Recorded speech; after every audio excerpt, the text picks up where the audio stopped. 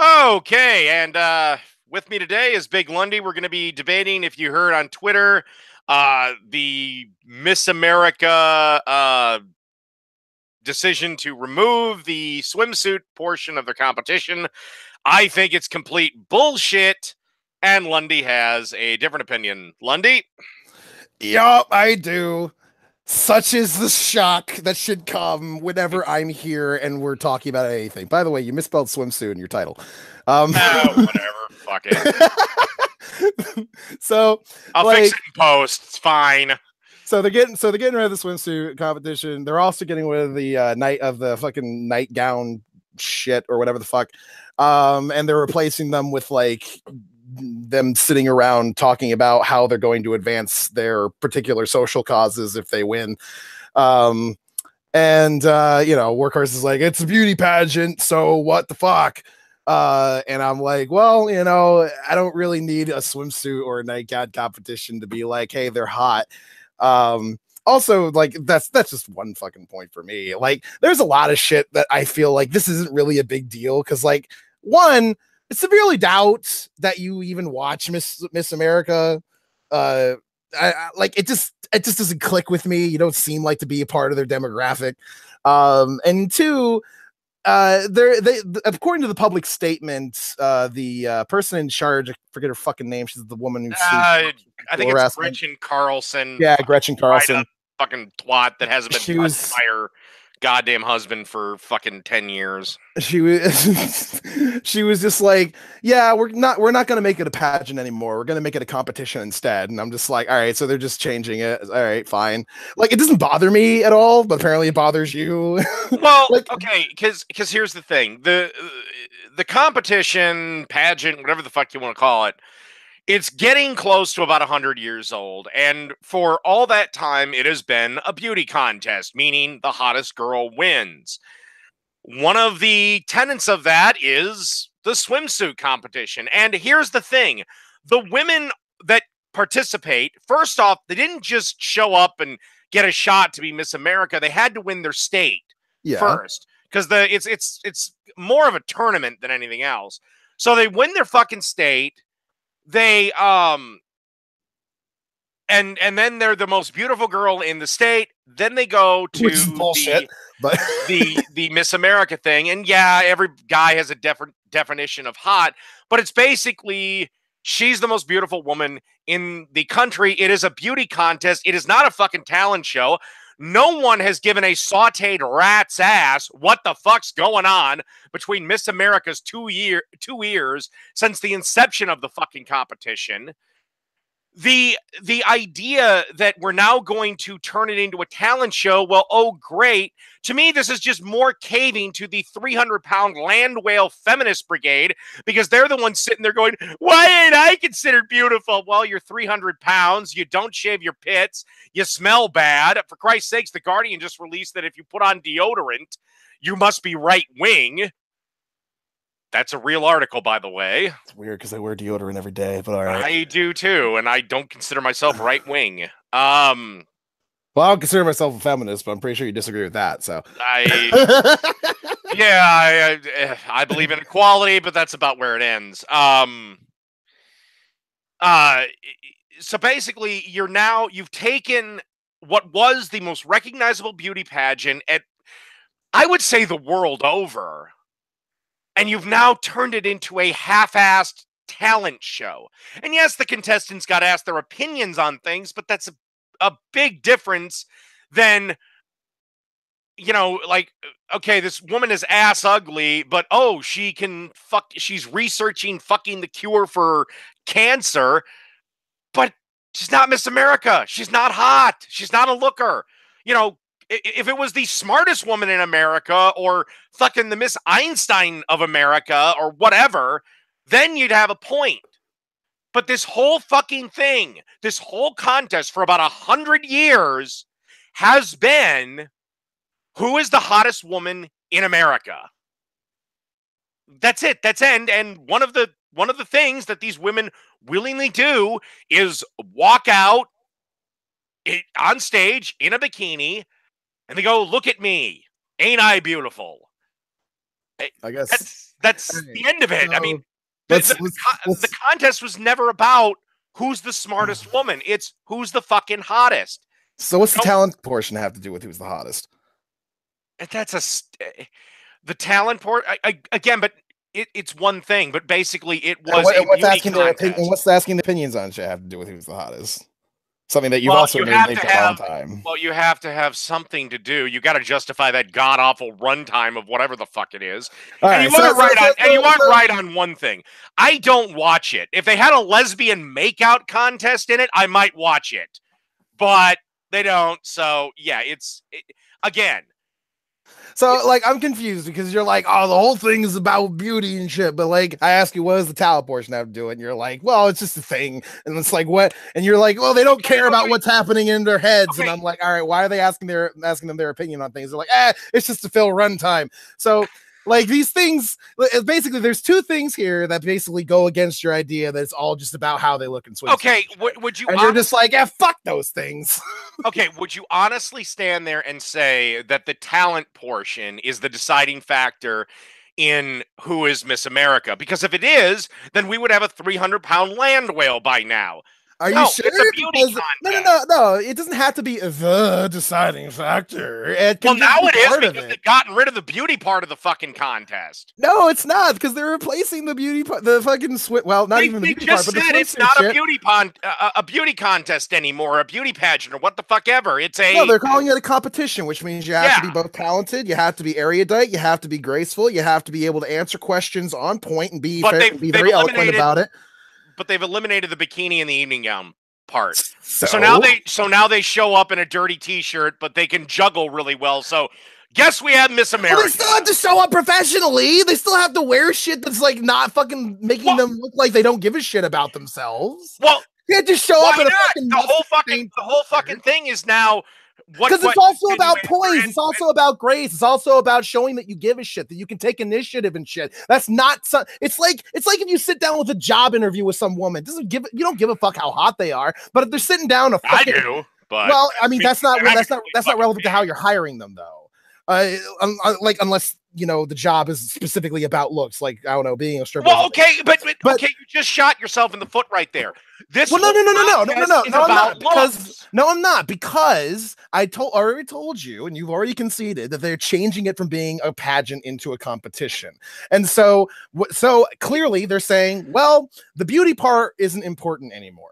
Right? That's what they're saying. It's not relevant to why someone is going to be Miss America, but they're still looking for people who are going to take the scholarships that they're offering, use it wisely, fucking go off and do important things so that they can bring attention to the fact that a Miss America went off and did shit, because they also got to be marketable. You honestly think that someone being marketable is going to be irrelevant to whether or not they're kind of hot?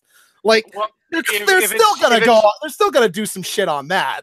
Like, if it's just a talent competition, then yeah, their looks are irrelevant. But you shot yourself in the foot right there. You just told me that if I were to interview a woman, and by the way, it was a joke when I said the hotness was a defining factor. But let's say the job is how hot she is. Let's say it's a job for a stripper. But it's not it anymore. So that's what the contest was based on looks. Who gives a fuck of what it was? Like, are you seriously saying that because... Okay, so... No. You know that's a logical fallacy, right? You can't just say things have been... Yes, it has. Things have been this way for this long. That means it can't be changed. Then you might as well have just ended the fucking Miss America and called it something else. Well, no, because they think that Miss America's dead now. It's a fucking beauty contest. No, because they changed shit about Miss America over the past 100 years like a bajillion fucking times. Why don't they call it Miss fucking Women Have Talent 2018? All right. So first off, they're not going to rip off another show's title, and secondly, it's already got a bunch of fucking name recognition, and they're basically gonna say, yeah, all the things that gave it its name recognition, all the things that made it what it is, we're not gonna do all of the things. Because some crusty old feminist twat. It was the one never gave a shit. It's like, we can't have these women self-exploiting themselves. Well, there was a fucking quote from fucking what's her face that where she's literally saying that like there's a fuck ton of women who would email the organization saying we'd really love to participate, but we also don't want to do the swimsuit portion. She's like, fine, we're getting rid of it then. Well, no, okay. So she, as the owner of the organization, and you feel that she should have the right to do whatever the fuck she wants as the owner of the organization. I'm not arguing that she doesn't have the right to do it. I'm just saying it's a mistake. Okay, well, you can say it's a mistake if you fucking want to, but clearly that what they're doing is they're trying to find a different audience. And you can't really, who the fuck, what kind of fucking audience do they have? Most of them are probably women. Yeah, probably. And I'm pretty sure women don't give, I'm pretty sure straight ass women don't give that much of a fuck about whether or not like whoever wins looks best in a swimsuit. Like you know as well as I do, women can be catty as fuck. They're looking at that shit, they're just like, I don't really give a shit. She looks like such a whore. Like that's what they fucking do. Why do you think they give a shit about that? Personally, if I had to guess, it was probably 100 fat asses that fucking did this stupid email campaign to get it changed because now they might have a email shot. Campaign? Now, what are you talking about? They might have a shot. What email campaign are you fucking talking about? I'm just saying, I bet you it was a small vocal minority with the same fucking cows that say, why does my daughter have to play with Barbie? It's giving her unrealistic beauty expectations. No, it was all the people. You can read the fucking news articles. It was the people in charge being like, we don't want to do that anymore. Yeah, well. They didn't even say that it was because anybody fucking pressured them. They didn't say anybody pressured them. They just said, well, we're not doing it anymore. Yeah, Now has been fighting them for decades. Who gives a fuck? These aren't the same people that have been fought by now. They're new. It's new. It's under new fucking management. These people don't give a shit. Yeah, and watch the fucking contest go to hell. You can't call it Miss America then. Of course you fucking can. First fucking pageant, they've had the swimsuit thing. Yes, the yeah. And you know what? Since the beginning of America, we had slavery, and then we got rid of it. So we're not America anymore. And that is a bad false equivalency. No, it's not a bad. Nobody is forcing these women to get out there in bikinis. It's the same fucking thing. You can't just sit here and say no. One of them people are willingly doing. You can't sit here and say it was there since the beginning, so if you change it, it's not it anymore. Okay, no, it's bullshit. Have you ever heard of the ship of Theseus, dude? No, I have not, but you're making a bad. No. It's a very, very simple fucking idea. So the ship of Theseus is a very simple thought problem that has been the thought experiment that's been going on for fucking years and years and years and years and years. Basically, the idea is this: Theseus is a dude. He has a ship, and every year he replaces a new board on that ship. How many boards does he have to replace until it's not his ship anymore? It's still his ship. Exactly. So there you go. But to say that slavery was here and we got rid of it, to equate that to a contest that women willingly enter. Yeah, sure. And now more women when they're going to willingly enter it. Oh, God, yeah. And I hate to see the fucking land whales that are going to be there, but they're good at dog tricks. You know what, Corsi? You know what? I'm just going to say this. If the next Miss America wins, if the next Miss America, if they win and they're still and you can still consider them like super fucking bangable, I'm gonna fucking laugh in your fucking face. You know that? I'll tell you what. Whenever the fuck we crown Miss America, whatever the fuck that is, under these new rules, if she's hot, I will make a video and say that you were right. If you agree that if it's some fucking dog shit woman that no man in his sober mind would fuck, you have to admit that I was right. It isn't anymore. But it's the whole contest is a beauty contest, not a talent show. That's my argument. Well, then they wouldn't have a talent show, and they wouldn't ask them for their fucking opinions on things and whether or not actually construct a decent. For Christ's sakes, people ask strippers their opinions on things while they're getting a lap dance. Oh, yeah, to pass the fucking time because they're fucking awkward as fuck because these are the same sort of fucking people who go up to a woman. They're just like, she's going to say no to me, and I can't know if I can handle it. So they go to a fucking strip club. And fucking there's a naked woman grinding on them. They don't know what to do because they can't touch them. So they're like, what did you think of the weather today? That's irrelevant to what we do with the fucking Miss America. We don't have to ask them fucking questions. I don't know why they bother. But we do. Well, if you don't know why they bother, then why are you saying that it's irrelevant to the competition? Maybe because it is. It's a beauty contest, not a fucking brain. Dude, this idea This idea that beauty is all about just how you look at a fucking that is all it is. No, it's so fucking more complex than that. Are you seriously gonna sit here and say beauty is physical? Beauty is physical. No, beauty is on a bunch of different fucking levels. Beauty is on a bunch of different fucking levels. Not. Now you can become attracted to somebody who is not your type if they are smart or blah blah blah. You don't but that takes fucking believe in time. the idea of someone being. You believe in somebody being ugly on the inside. Then you don't accept that idea, right? Yes, somebody can be ugly on the inside. However, if they're still hot as fuck, I will say she's a complete cunt, but she's hot as fuck. Okay, what if they're hot on the outside and the inside? Then okay, fine. Then but you wouldn't preface it with she's a fucking cunt, would you? Well, no, if she's nice and sweet, I wouldn't. But I would also add she's hot. I can also go, she's not a looker, but she's really fucking sweet. So if you accept the idea on the inside, then what the fuck is the opposite of ugly, Corpsey? What is it? What?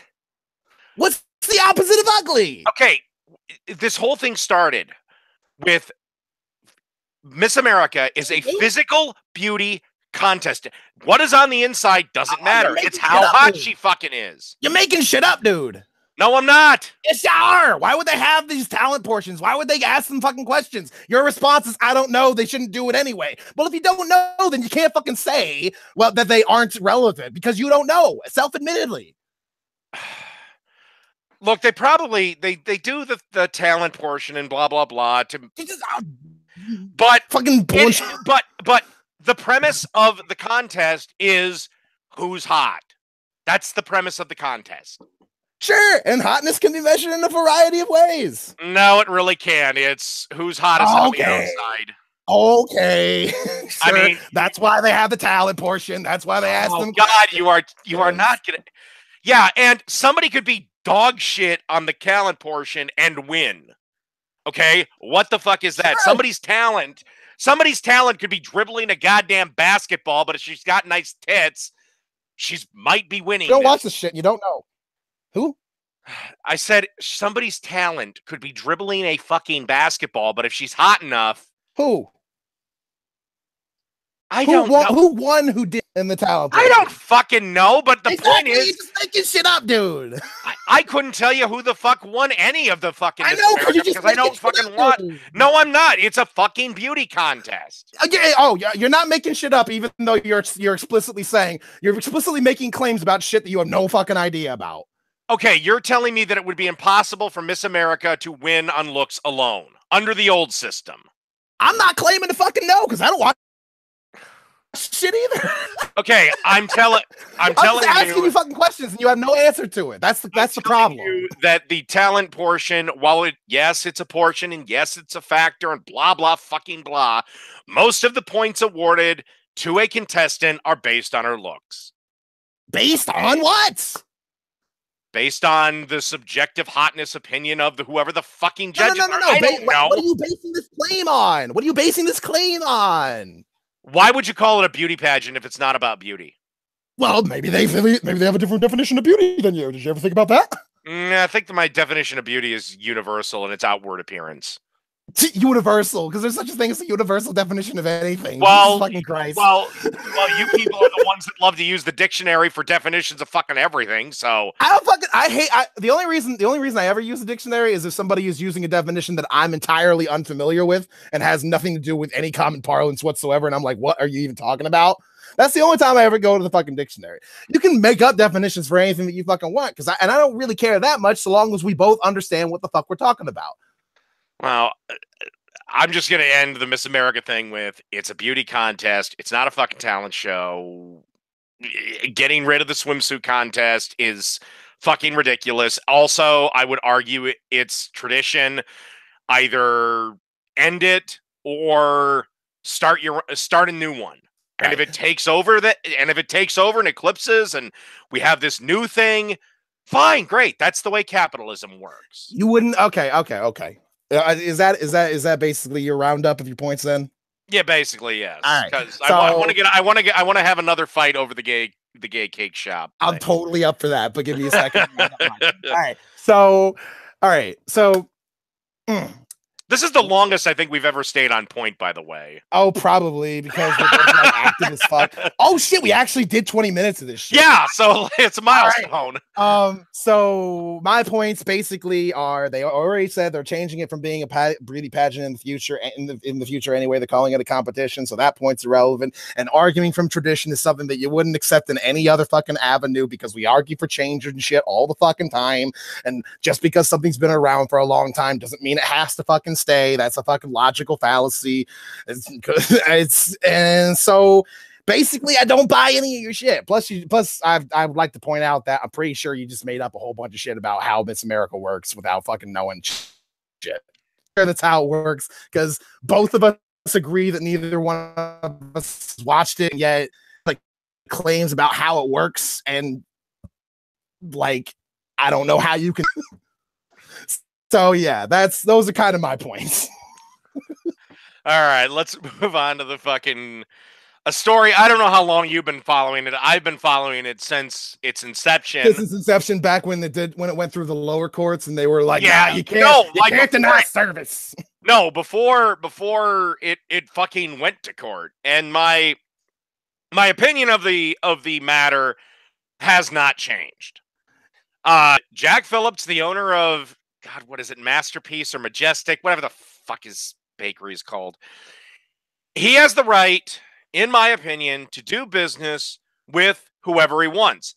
I also think that Jack Phillips deserves to have his bakery go out of business. This whole thing has been a waste of taxpayer money, time, and resources, even though money and resources are the same thing. Basically, he gave a referral to the gay couple of a bakery not more than 3 blocks away that would have accommodated him. He even recommended him. He said that he'd do anything else except a wedding because it conflicts with his stupid fucking religious belief. I personally think he has the right to do that, but I also think he's a moron who should just worship money. That's the point you set up a business for. It's to make money. All right. So I don't think somebody should be able to discriminate on against protected classes just because it's their religious belief to be able to do so. Mainly because that we have already seen in many different instances right now that has caused like issues. Like for instance, the Hobby Lobby decision. I don't know if you remember that shit where they said we're going to provide healthcare to our workers, but we're going to take out part of the healthcare because we don't religiously believe in it. Like that shit's kind of fucking bullshit. You shouldn't be able to fucking do that. Like they're saying normally the healthcare provider that we're going through would provide for fucking sex protection and shit like condoms, birth control pills, shit like that. And they were like, we're not providing for that shit. No plan covers condoms. What are you fucking talking? Well, not condoms, but fucking birth control. Birth control, sure. Yeah, birth control shit. That's kind of what I fucking meant. So, but here's the thing: we live in a free capitalist society. If this job does not meet your needs, you are free to go and work at a number of other places. Yeah, but Warcorpse, buddy. Why are we saying that people should be allowed to just fuck over their workers? Because we live in a free capitalist society. No, we don't. We got regulations all over the fucking place. Oh my god! For good fucking reason. Okay, so let me reverse it. Should a gay man, because this did happen, be able to throw out Christians from his coffee shop? Should he be able to? Should a Christian be able to throw out gay people from the coffee shop? Fuck no. Okay. At least you're being consistent. I say he should. The Christian should just do the adult thing, leave, trash him on Yelp, and he'll be out of business. This is why capitalism is awesome, because it takes care of things like this. All right, let me throw you a bone here. Let me throw you a fucking bone here because I know what you're trying to fucking get me to say. So let's say, for instance, that a dude comes into, let's say you were running a cake shop or some shit, and a dude comes in and he's like, "Hey, I'm having a wedding and I want you to make a cake for me." And you're like, cool. That's what I do here. I'm a cake shop. This is my shit. I'm good at this. Also, I have a YouTube channel. It's called Dave's Cooking Show. If you want to take it, but anything else you fucking do. Let's say he goes, all right. So on the cake, here's what I need. I need you to make several swastikas, and I need you to make little things of gas chambers. And I need you to have me and her like together on top, and like right underneath, it's like, hey, we're gonna eradicate the Jews together or some shit like that. I get where you're trying to trap me. No. I know it's not a trap for you, because you would totally be like, get the fuck out of here. Why would I fucking do that? But here's the thing. By your logic of you wanting the government to force Jack Phillips to make the gay wedding cake, then another Jewish baker would be forced to make the Nazi cake, or the Nazi baker would be forced to make the Jewish cake. Nope, and I'm gonna go ahead and tell you why. Because Nazism, shit like that, that's essentially terrorism. It's advocating for violence. No, it's a political thought. It's a political thought, but so is every other terrorist action. So is every terrorist ideology. But why? And Nazis, by the way, Nazis have been killing people recently, dude. No, they haven't. Yeah, they totally fucking have. You can find fucking news articles about it all the goddamn time. Okay. Nazis. There's 5,000 members of the KKK. So even less of the American. I said Nazis. Right, hold on, I'll just Google it. Let's see. 2018 Nazi murder. Lawyers call for man suspect's release in neo-Nazi trial. Something Israel brutality. She survived the Holocaust. I'm looking at one. Have you actually looked at the statistics on fucking like right-wing extremist groups killing people? Okay, let's look. Right-wing extremist murder. Okay. The far right was responsible for the majority of America's extremist killings in 2017. No, they were not. Bullshit. Most of it was gang members shooting other gang members. But behind extremist killings, Warcorpse. Okay. Gang members aren't extremists, they're just gang members. Let's see. This is the United States. Looks like we're going to have, 1, 2, 3, 4, 5, 6, 7, 8, 9, 10, 11, 12, 13, 14, 15, 16, 17, 18, 19, 20, 21. Okay, let's just say there's 30. But okay. Do you know where this does not take place in 1 year? Well, okay. In 2017, 34 people fucking died. 2001. This goes from 2001 with post 9/11 shootings, and there was 1 victim who was wounded and 6 who were killed, to 2018. So you have 17 years. Well, that's interesting, dude, because I just have 2017 data, and Nazis had killed 20 people just last year. I'd love to know where you got that statistic from. Okay, it's from the. Okay, let me fucking find the report here. There you go, right here. If I can find a place to link it to you, we'll do it right here. There we go. Oh shit! I think I added a backdash. Yeah. Yeah. Oh, there we go. The 80. Oh, for fuck's sakes, the ADL. Okay, if you can find a problem with their data collection methods, you can go ahead and tell me. All right, let's just go with the murderers. I'm not seeing anything. Oh my god! I'm trying. I'm going to chapter 3, the murderers, and all I'm getting is, there's nothing. The incidents are listed here. It's like a long series of fucking incidents. Dude. I can put this on my screen share, and no, there's nothing. I'm not. Fucking god, dude. I've got white supremacist murders more than doubled in 2017. That's the general incident about murders. But if you go to the incidents, it actually specifies all the shit that happened just in 2017. Okay, you have 387 deaths. Okay, that is not a significant number of murders. How much murder's okay? Well, if we lived in a perfect world, none.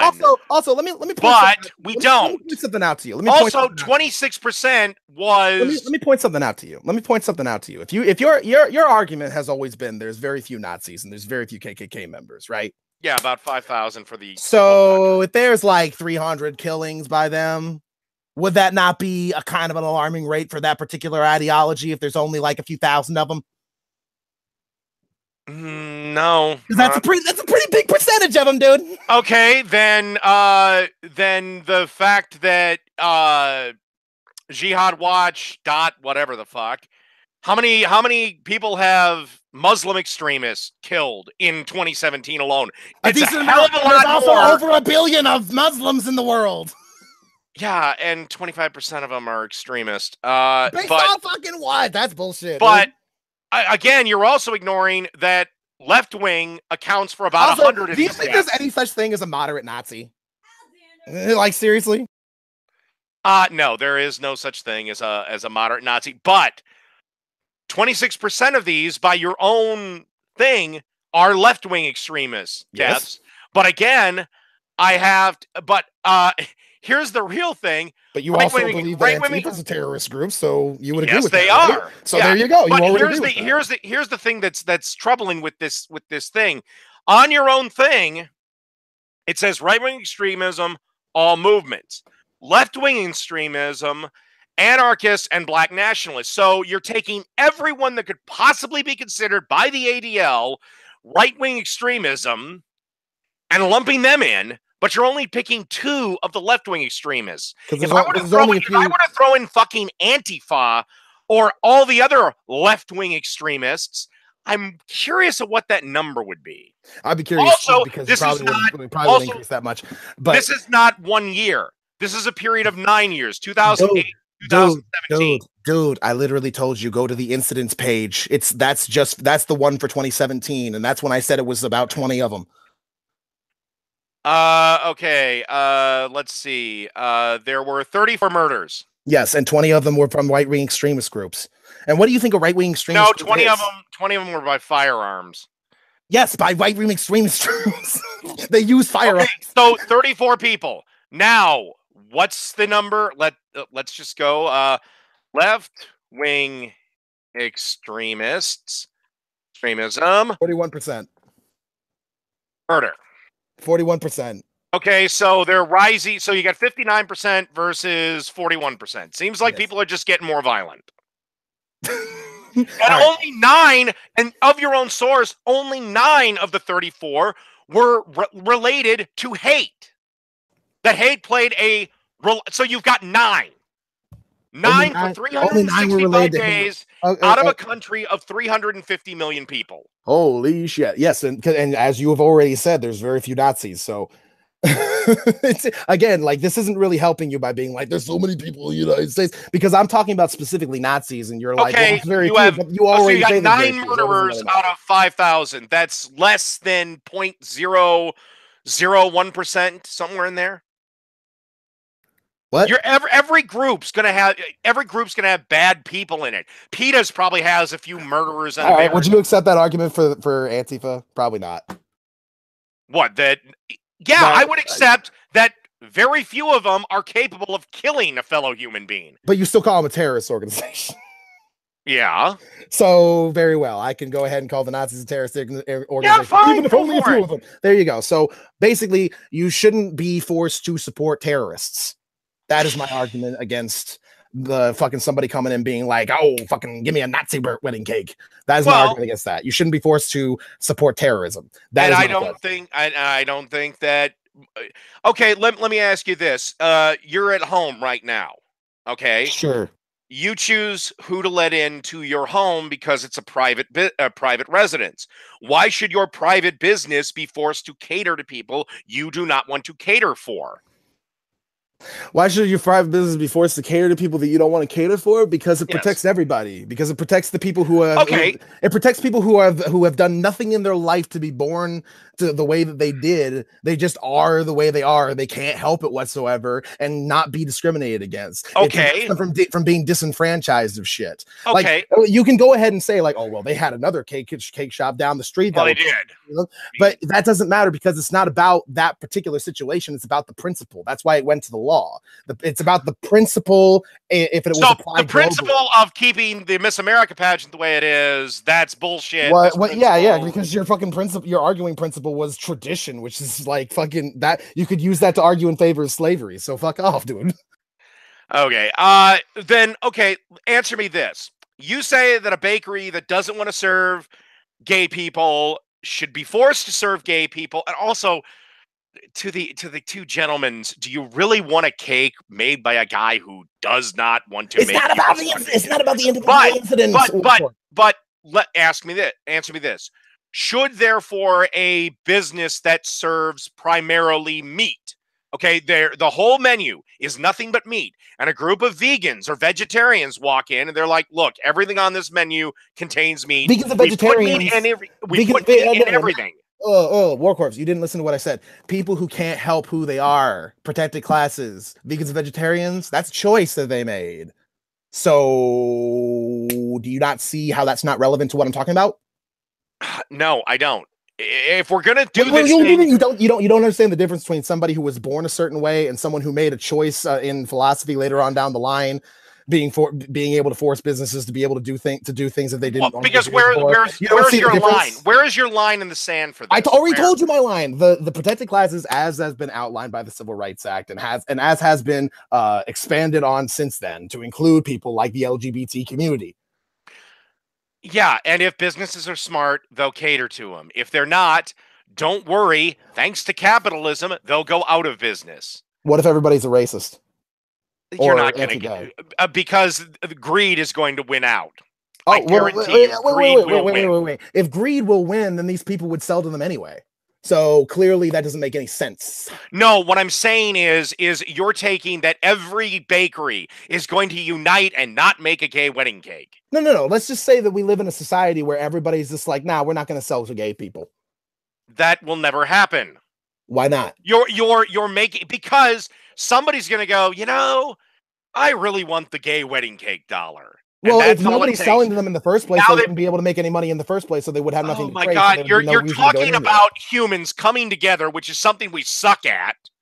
I'm talking about humans doing exactly the same thing that this fucking dude did, that you're like, he should have the right to do it. Well, if he has the right to do it, that means everybody has the right to do it. So if everybody fucking did it and you say that's, well, fuck it. But your whole premise is ridiculous. No, my premise is not fucking ridiculous. It's about applying a principle evenly. If you're saying that everybody should be able to reject service to somebody just for the fact that they're gay, which it's not rejecting service, it's rejecting one particular thing.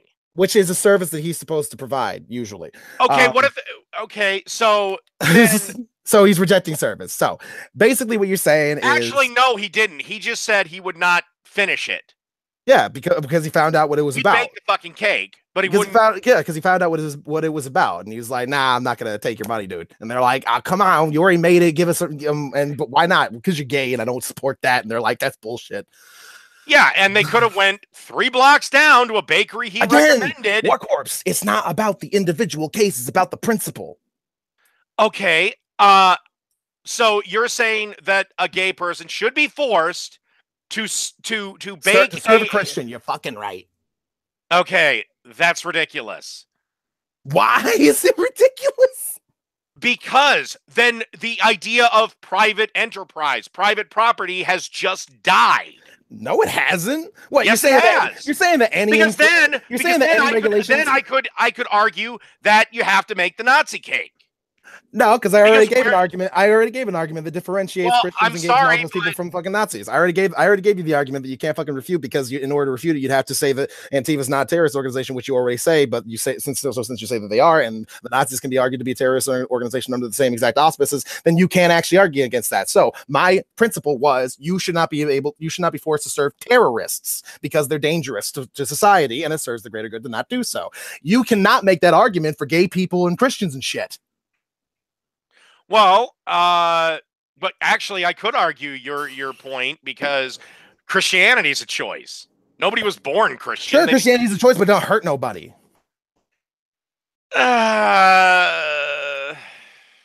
That'd be another debate for another time. It doesn't intrinsically fucking hurt people. You can't be a moderate Nazi. What if you believe that the Nazis were right, but you don't delve into the violent part of it? Well, basically, what you're doing then is you're just encouraging people who might be willing to go into the violent part. You're basically saying, yeah, the Jews do deserve to die, but I'm not going to be the one to kill them. Well, then Antifa, you'd have the same premise then. Listen, that's I am for Black Lives Matter. For the purposes of this conversation, in order to simplify things, I'll go ahead and say that Antifa is totally a terrorist organization. If that satisfies you, okay? No, I think that's a separate conversation, and I'd be willing to have that conversation at a different time. But right now, I don't think Antifa can actually be compared to the Nazis. But since you believe that they can be, we're just going to go with that. Well, they follow their MO to a damn T. Well, I'm again, it's different thing. Because I want to do this one shit at a time because we go off topic all the fucking time. So basically what I'm fucking saying is if somebody is going to actually go out and fucking hurt people, then you shouldn't be forced to serve them. But if somebody isn't going to go out and hurt people, then what the fuck is the problem? Why are you disenfranchising their ability to fucking purchase your goddamn services? You shouldn't be able to do that, because if we let everybody fucking do that, then there'd be a lot of fucking people who would be like, I don't have anywhere I'm allowed to fucking go. Yeah, you're basically saying because what's going to happen? Is, are you in favor of segregation? No, but a bunch of people on the left are. Okay, fine. So you're against segregation. Okay, so under your auspices, businesses should be allowed to just not serve black people and say no blacks allowed. So that's segregation right there. But you're because you know what's gonna fucking happen. Okay, we won't go here. You don't want our money. What will happen is let me finish my point.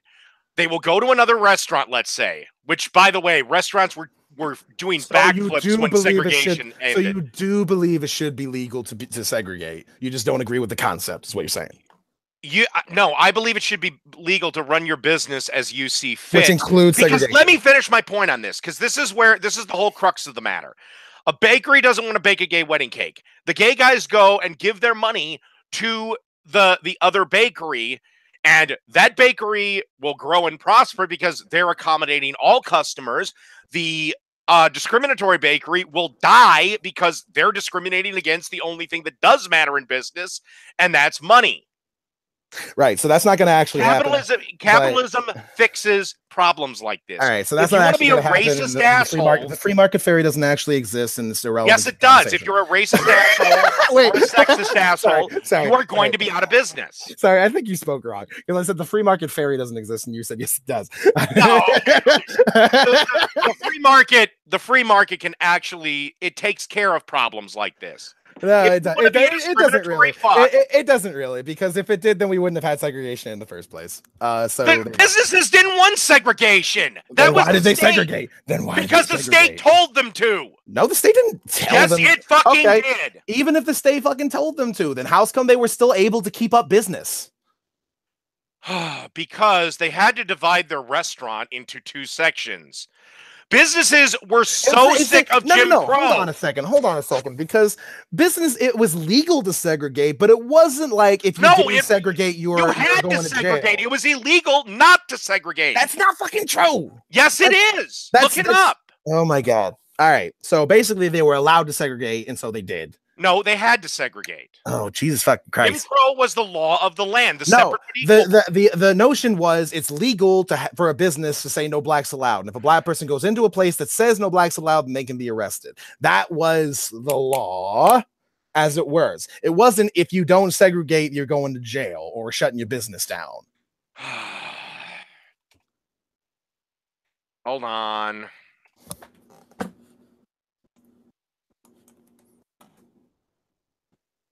To segregate.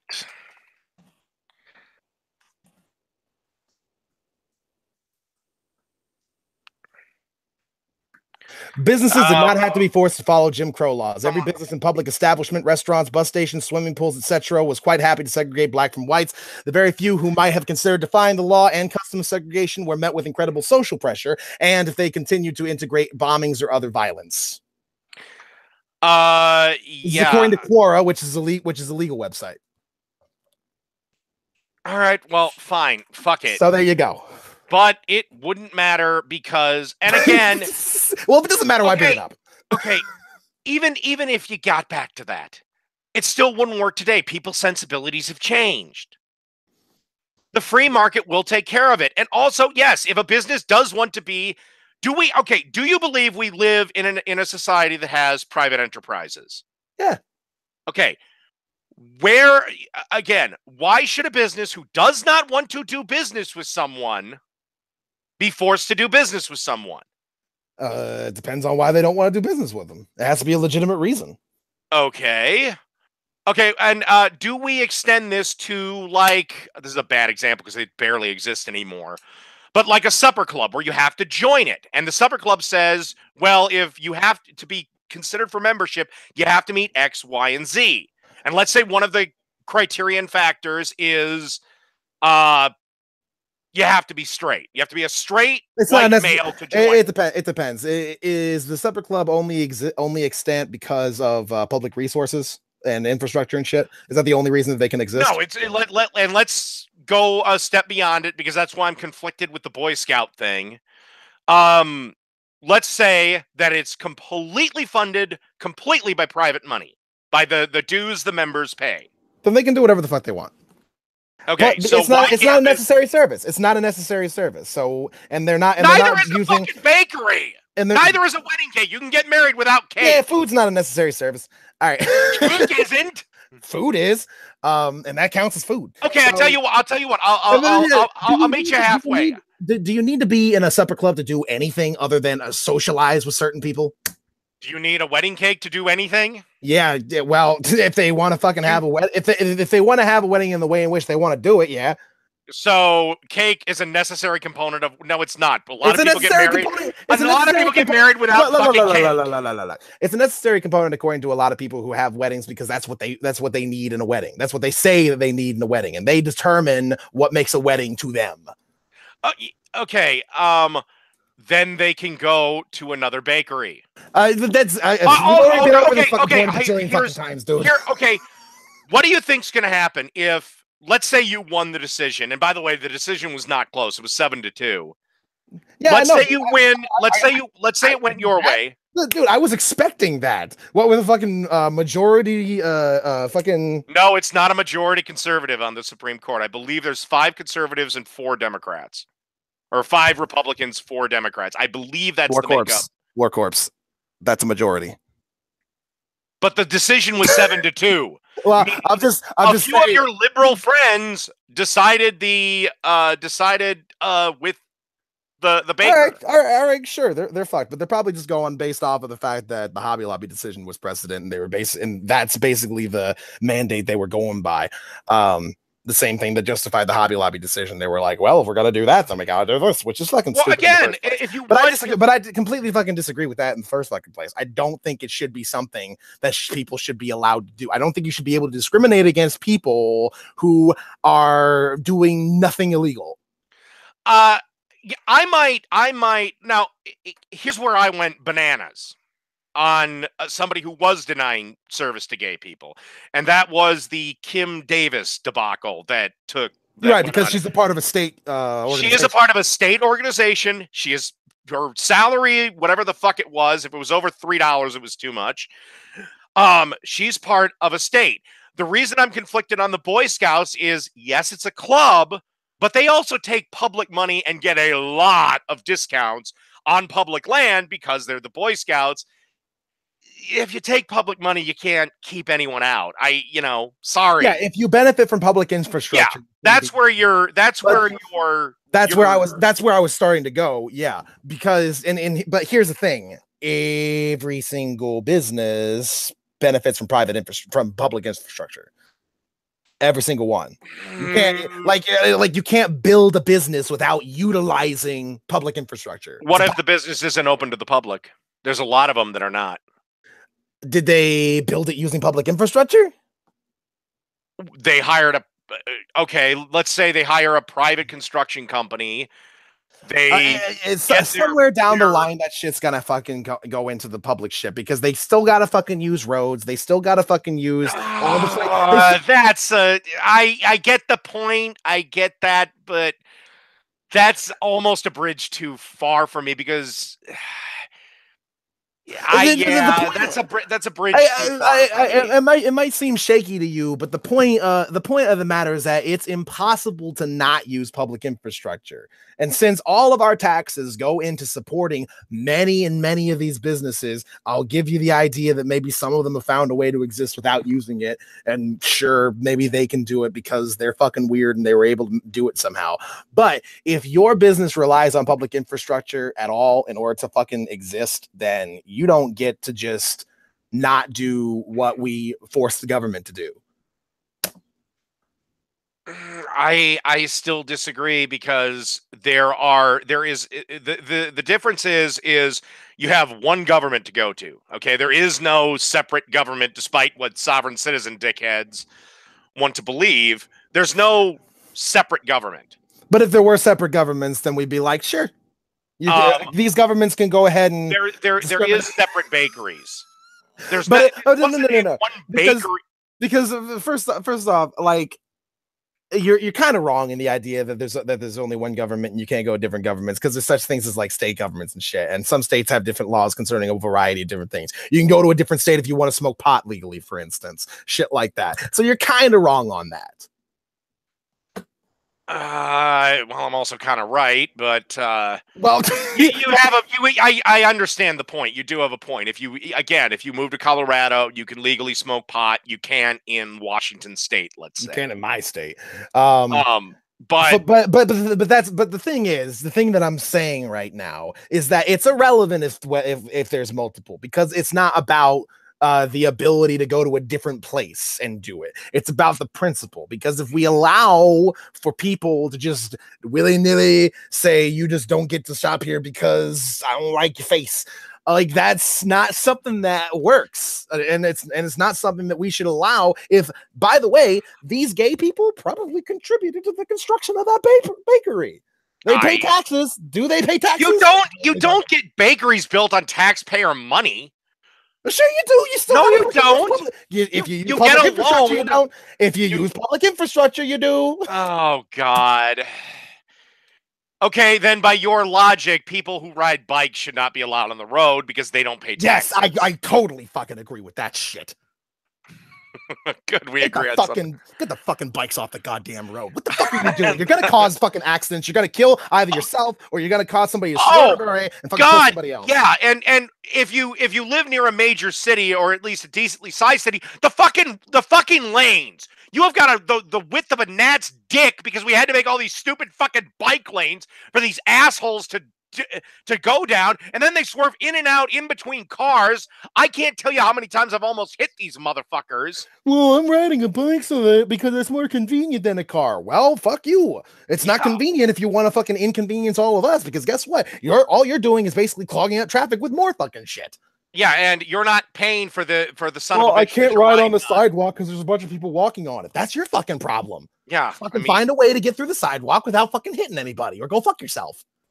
But again, if he had refused, again, it's because it's such a specific thing. He didn't have a big sign saying no gays allowed. He didn't have a sign saying this, that, or the third, but it's a very specific thing. Even if it's a very specific thing, like what somebody said, what if somebody said no gay wedding cakes allowed on his front thing? Like it would still effectively be the same thing, because who gets cakes for anything more than like birthdays and weddings? Like that's the main thing the cakes are bought for. Retirement celebrations, shit like that. But again, I still come back to the free market and anniversaries for gay weddings. Yeah, whatever. Fine. Or okay. What happens if they want, like, what if they want an erotic cake? And let's say it's a good, Christian couple, a man and a woman, and they want an erotic cake, and the bakery goes, no, we don't do erotic cakes. You'll have to go to another bakery. Is that, or do you force them? You'd have to demonstrate that doing so would cause any sort of harm. Okay, what if it's not going to cause harm? They just don't want to do an erotic cake. Then they get to suck it up and fucking do it. I see. Go to an erotic bakery. You know, or to be honest, it's probably what they would end up doing. But regardless of that fucking fact, if you advertise that you do specific kinds of cakes, now you can't go into a place and be like, you can't go into a bakery and be like, all right, I need you to make me a steak. Well, we don't serve steaks here, dude. So what the fuck? You can't do that shit. So let's just say somebody's like, I want an erotic cake, but that's not, but it requires things that you don't have. Then you can deny them service because you can't do it. It's not a part of your thing. It's not a part of your business. It's the same thing there. It's the same principle. Well, I would just like to point out that during this whole cake debacle, God, I can't remember who the fuck it was, but they went into Muslim bakeries and they wouldn't do it and nobody cared. You know, again, and again, where does, you know, to me, this is me personally, but I don't speak for everyone, is there are people that take their religion way too seriously, and we do have freedom of religion, not freedom from religion. And yeah, if somebody's personal religious we do have freedom conflict, from religion too, in the sense that we can't, in the sense they can't force us to follow. We have freedom from religion when it pertains to the government. That's why you can't have a nativity scene in front of a courthouse at Christmas, let's say. It's also why you can't be forced to like pray and shit if that's like against your beliefs and whatnot. Well, that's why you can't have teacher-led prayer in school. You can have student-led prayer if it's voluntary. Sure. But you know, the freedom of religion, you know, I'd be on the side of, if I come in as an atheist and say I'd like a cake celebrating the glory of Darwin, and the Christian says I don't like Darwin because he, you know, basically proved the 6-day shake and bake theory wrong, I'll just go to another fucking bakery and, you know, mosey on my merry way. And I could argue people are born atheists. All right. What if you live in a fucking small ass town? There's only like one bakery. You know, there's that argument. And first off, I don't know how many gay people are living in super small towns. Hello, I am a bisexual who lives in a very small town. Okay. Damn your lived experience. Okay. I also have an uncle-in-law who is also gay and married to a gay man who lives in a small town. Okay. Oh, gee. Again, I could make the free market argument.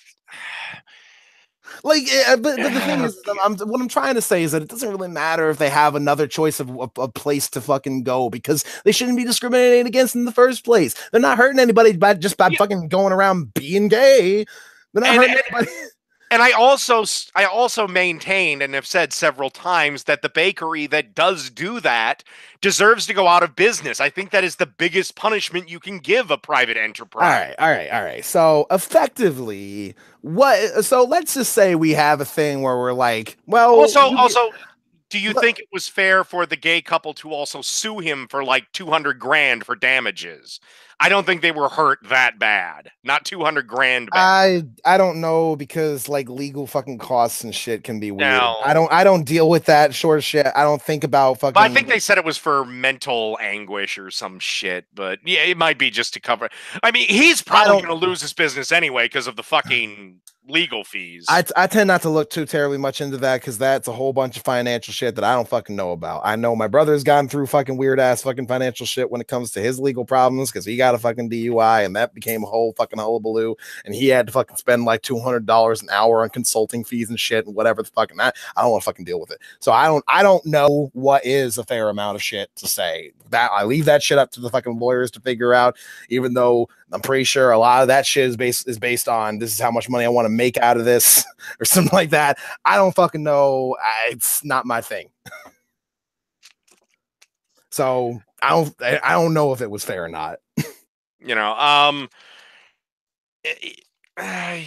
you know, so again, I tend to think the people that do it, they deserve to lose their business, and to me, that's where it ends. And with competition and with social media being what it is, you know, that's a death nail for a lot of places, even if they are in a small town. So then what would be the effective difference between a place getting shut down because nobody wants to buy from them anymore and a place getting shut down because because they violated like a protected class like issue when the government's like you can't do that, so we're shutting you down? What would be the effective difference? Okay, the difference is I don't think it's the government's job to enforce what I would call moral decisions. But that's what the law is, dude. No, the law is intended to, okay, we have in this country the right to life, liberty, property, and the pursuit of happiness. Now, if I steal your laptop, I have just wrongfully taken, you get it? But morality is a little different. No, morality. Well, all right. So morality is a little different in the sense that there's some things that are like morally bad, but like they're not so bad that there deserves to be a law against it and shit like that. Prostitution, for example. Yeah. There's way more benefit. I wouldn't even say there's really anything wrong with prostitution inherently. I think there's something wrong with pimping.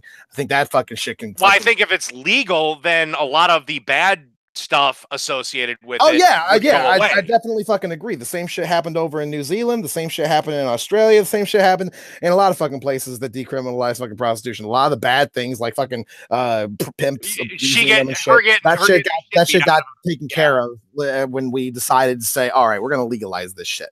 So yeah, but anyway, what I'm saying is I can agree to the idea that some morals aren't things that we need to make laws about because they're not that big a deal. But there are some things which are moral issues that we do make laws about. Like, for instance, I assume you would agree with intellectual property shit. Yeah. Copyright and shit like that. Yeah, I don't know. That's something that we can only come to a decision about through analyzing morality. Well, no, because you can prove with IP theft of how this has harmed you outside of the scope of morality. Why does harm matter?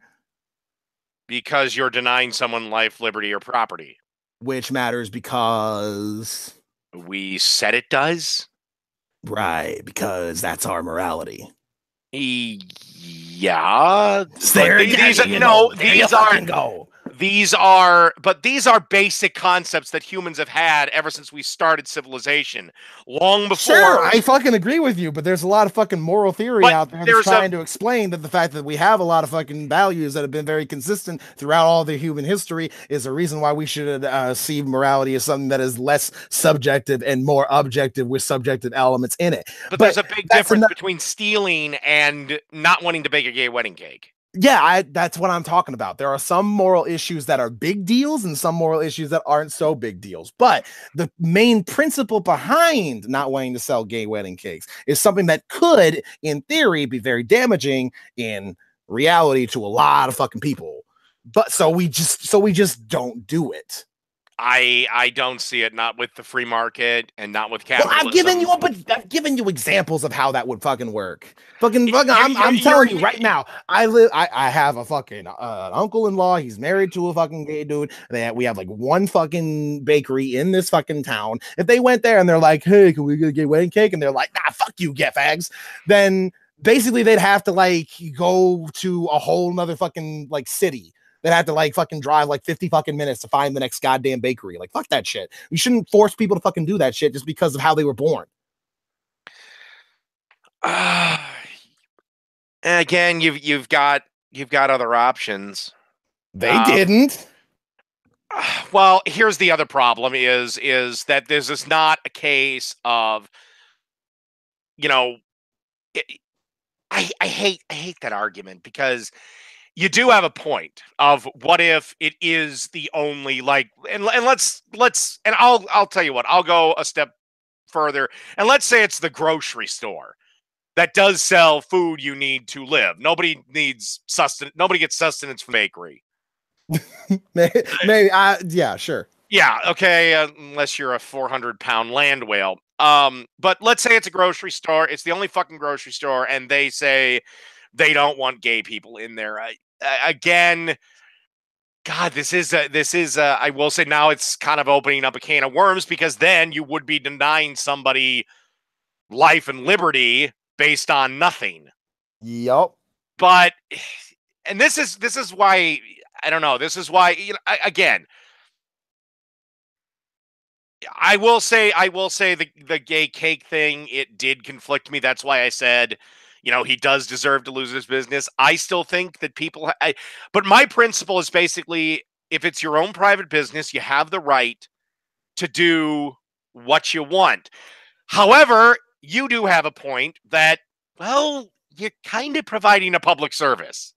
You are open to the public. This is not, you know, appointment only bakery, or they didn't know going in, or you know, something else. Like, again, if it was, but then again, what if the business basically says flat out, we don't do this.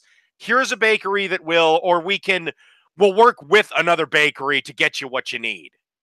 You know, or what if it was that? What if it came down to that, where Philip said to the gay couple, "I'm not going to bake this cake, but I'll refer it out to a bakery, and you can pick it up here." Basically, so would that be fine? So why is okay?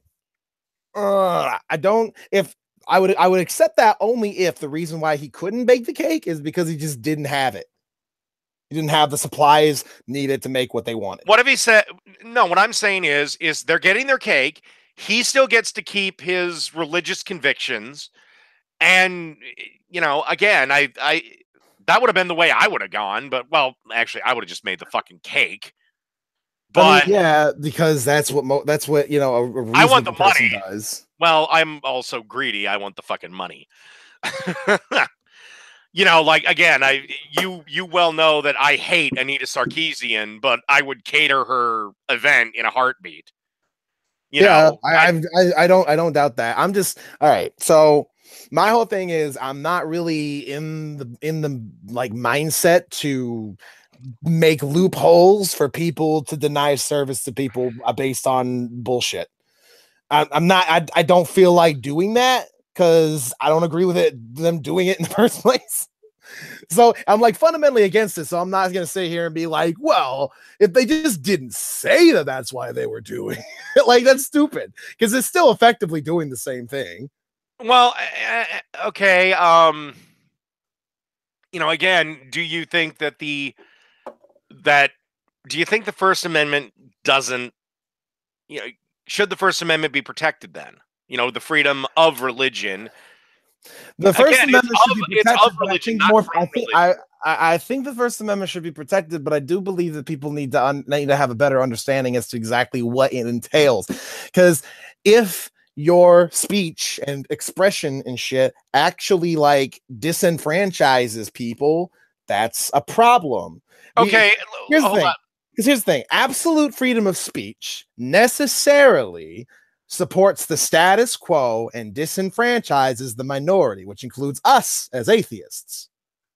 If we had absolute freedom of speech, then Christians could use their money as speech and use their own speech to essentially shut us the fuck down wherever the fuck we go. We could fucking start up fucking podcasts and shit, and they could be like, all right, well, we're gonna go ahead and try and take away every single sponsor you had to prevent you from doing it. We're also going to take away the people who are sponsors from the people who are that you're uploading your shit to. We're basically going to make sure that you don't get to have your messages out. And under this notion of absolute freedom of speech, everybody who has the people who have the most power can basically just take away the speech of everybody who has the least power, because that's how it fucking works. That's why we can't actually have absolute freedom of speech. We need to have things in place to prevent people who are in power over everybody to not be able to just take away everyone else's speech. Okay, we have that right now with like David Hogg running around telling this business to boycott and boycott this business and boycott this business. Right. But this isn't. But let me finish my point. But I don't get how you could get, let's say it's the Christians versus the atheists. We have absolute freedom of speech, short of me telling that, short of me saying something slanderous, libel, or yelling like fire in a crowded theater. Exactly. Why are those things? But why are those things exceptions? Why can we not do those things? Well, if you can prove it, libel is theoretically you can harm someone's reputation or earning potential through that. And yelling fire in a crowded theater is the panic that ensues.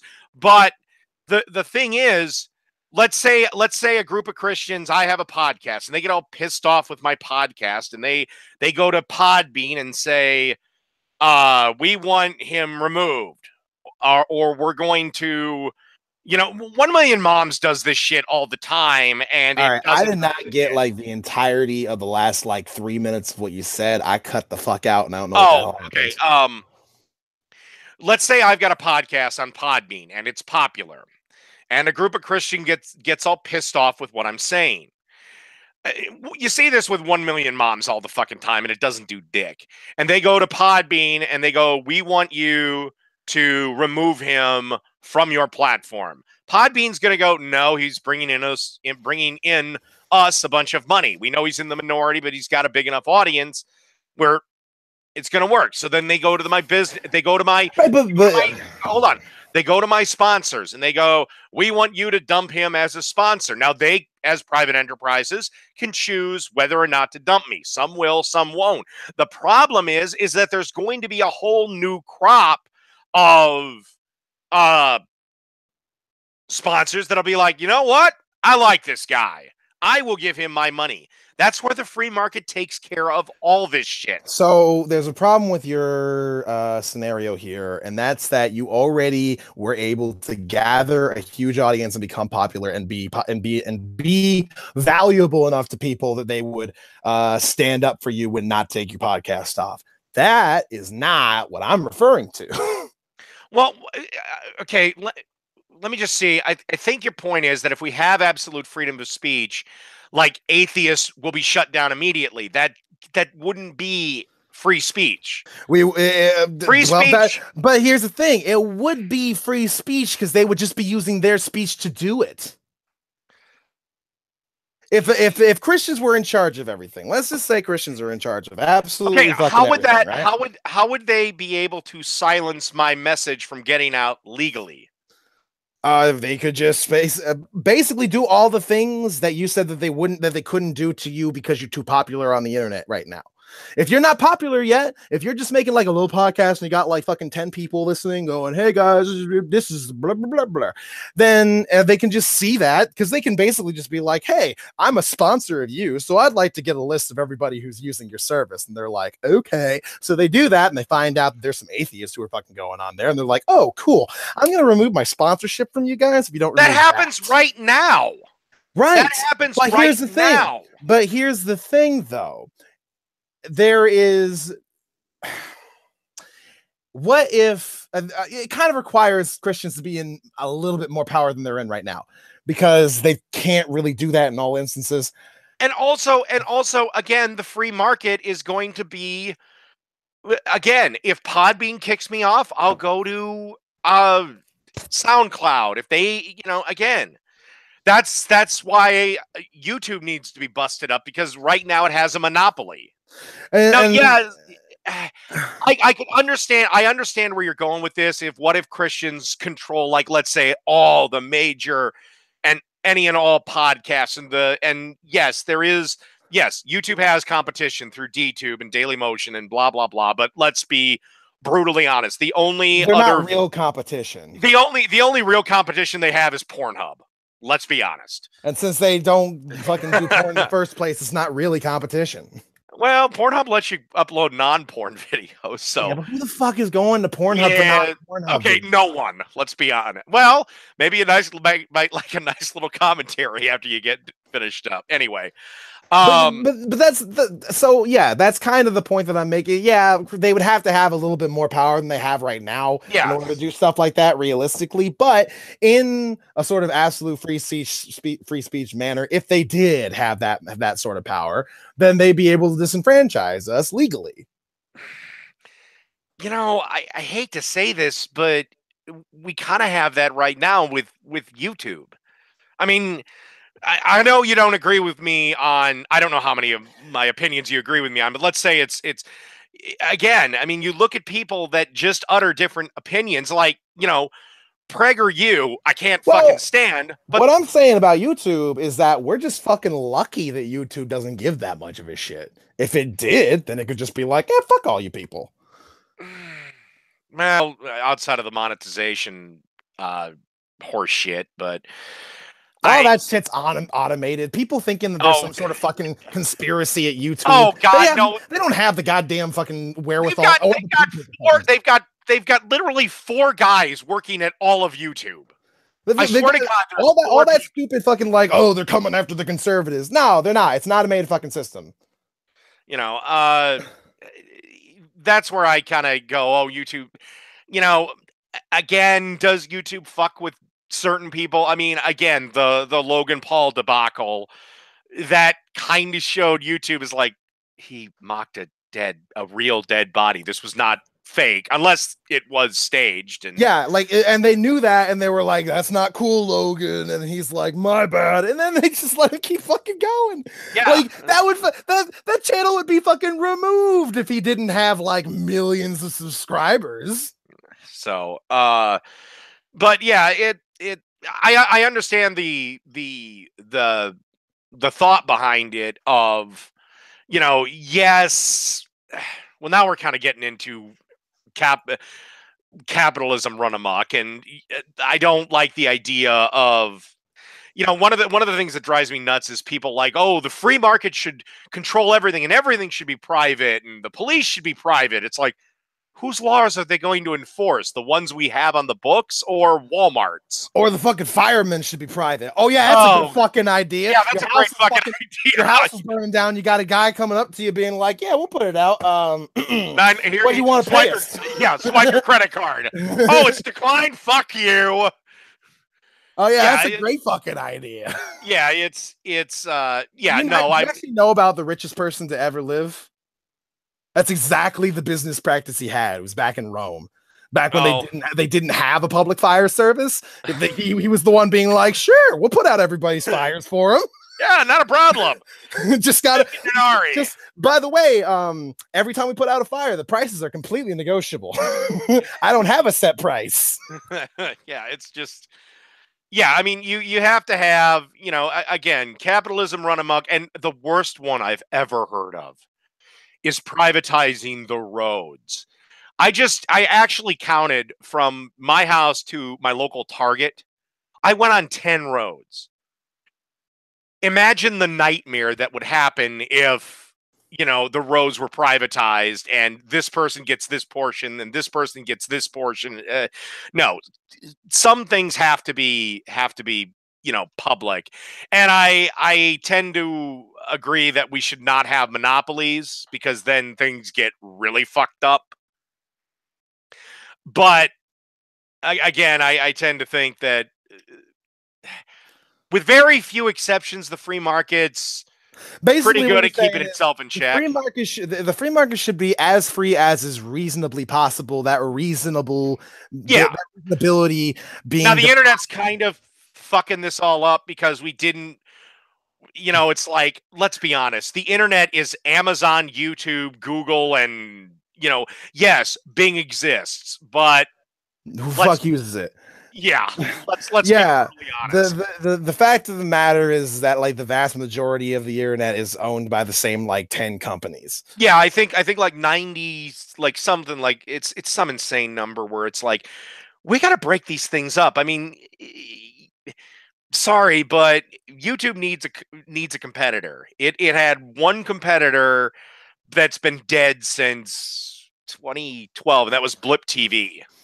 But how do you? But it's kind of fucked right now, because how do you enforce there to be allowed to be competitors when, like, because it's difficult, because basically what you would have to do is you'd have to subsidize someone to compete with YouTube, because what they would have to do is basically offer deals to like big time fucking YouTubers who are getting fucked over by demonetization and shit, and be like, we'll pay you to come over here, and then those YouTubers would go over, so then we could have some level of competition. But Now, this is a bad example because the times have changed, but it's the only one I can think of.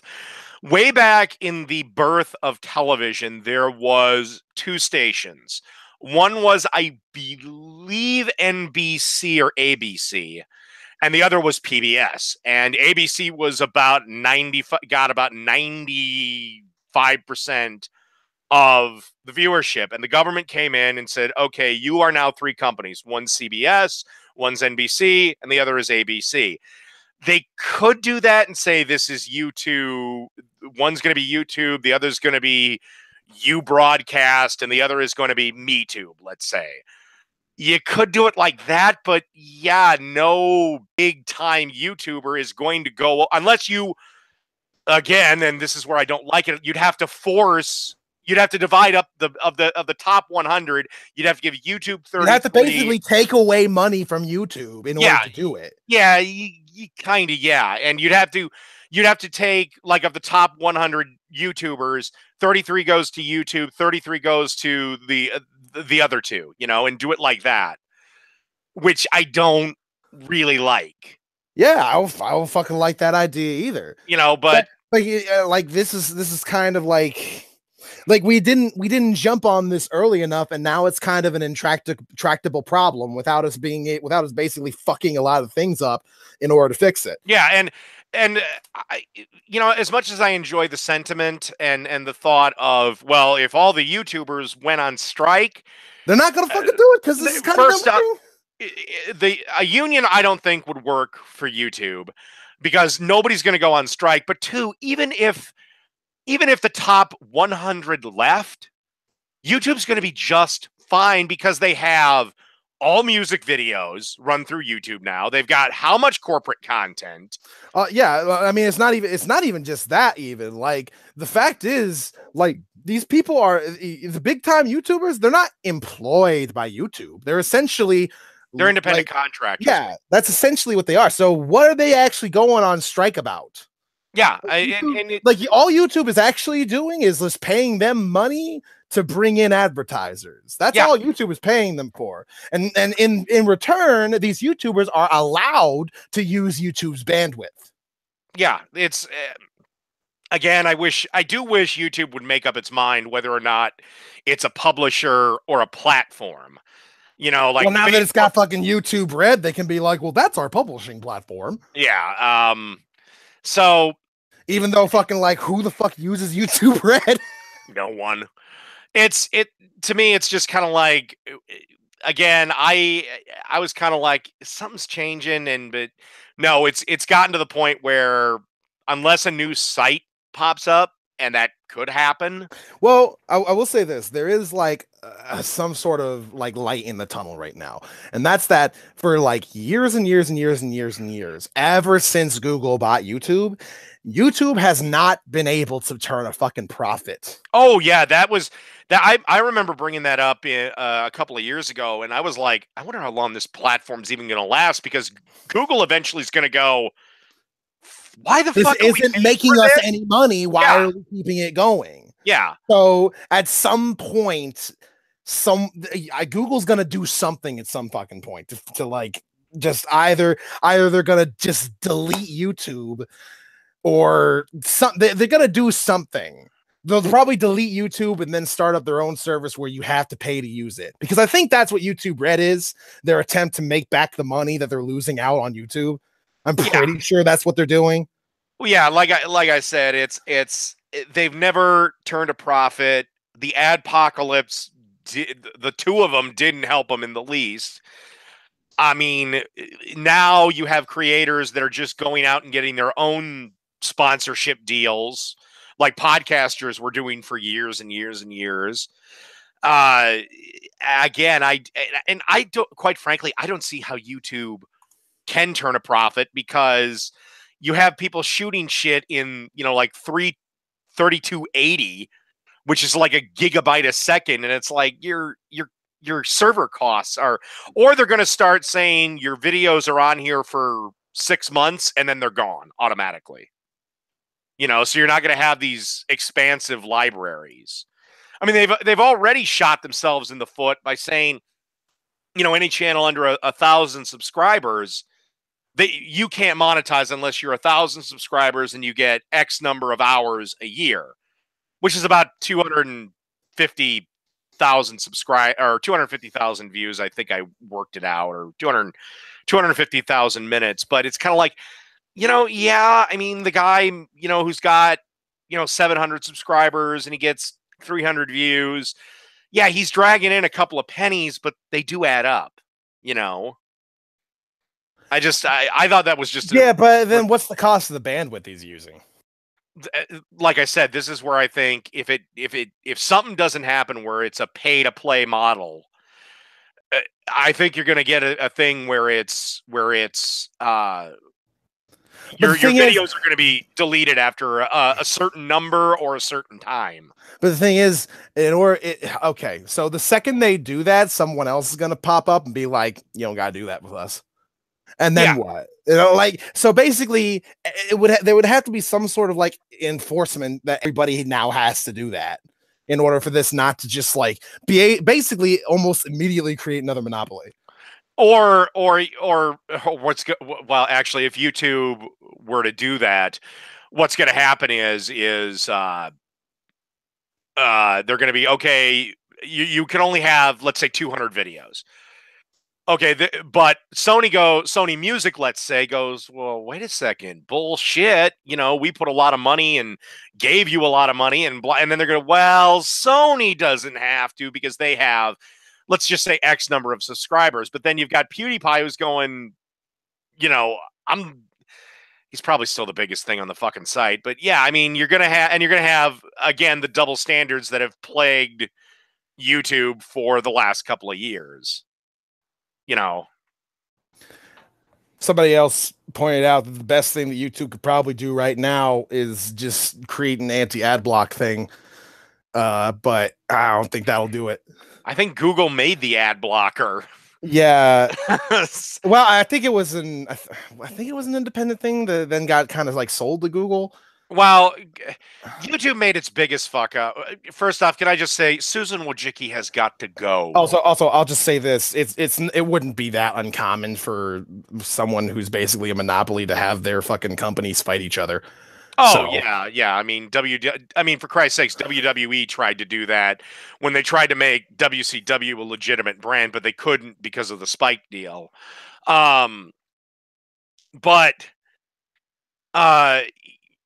Okay, Susan Wojcicki has to go. But I completely lost my train of fucking thought. Yeah, well, we've also been off topic for like ever, but oh yeah. But yeah, I mean it's we're about an hour and a half in. That's not too bad for our first time to be like, where the fuck are we? Hey, yeah, actually. Well, that's the way these see, I was expecting 10 minutes on Miss America, 10 minutes on the cake thing, and then the rest of it is just meandering disagreements. But I think we did pretty fucking good. I think we only really went off topic for the last like 15 minutes or something like that. I will say, if you're not on BitChute, I really like that model. Again, they still have a threshold of how many subscribers you have to have before you're eligible for monetization. Again, I remember what it was. I think YouTube's biggest fuck up was their response, what caused the adpocalypse, where they just went bananas. And it's kind of like you had one, and yes, terrorist recruitment videos probably shouldn't have ads featuring Coca-Cola. Yeah.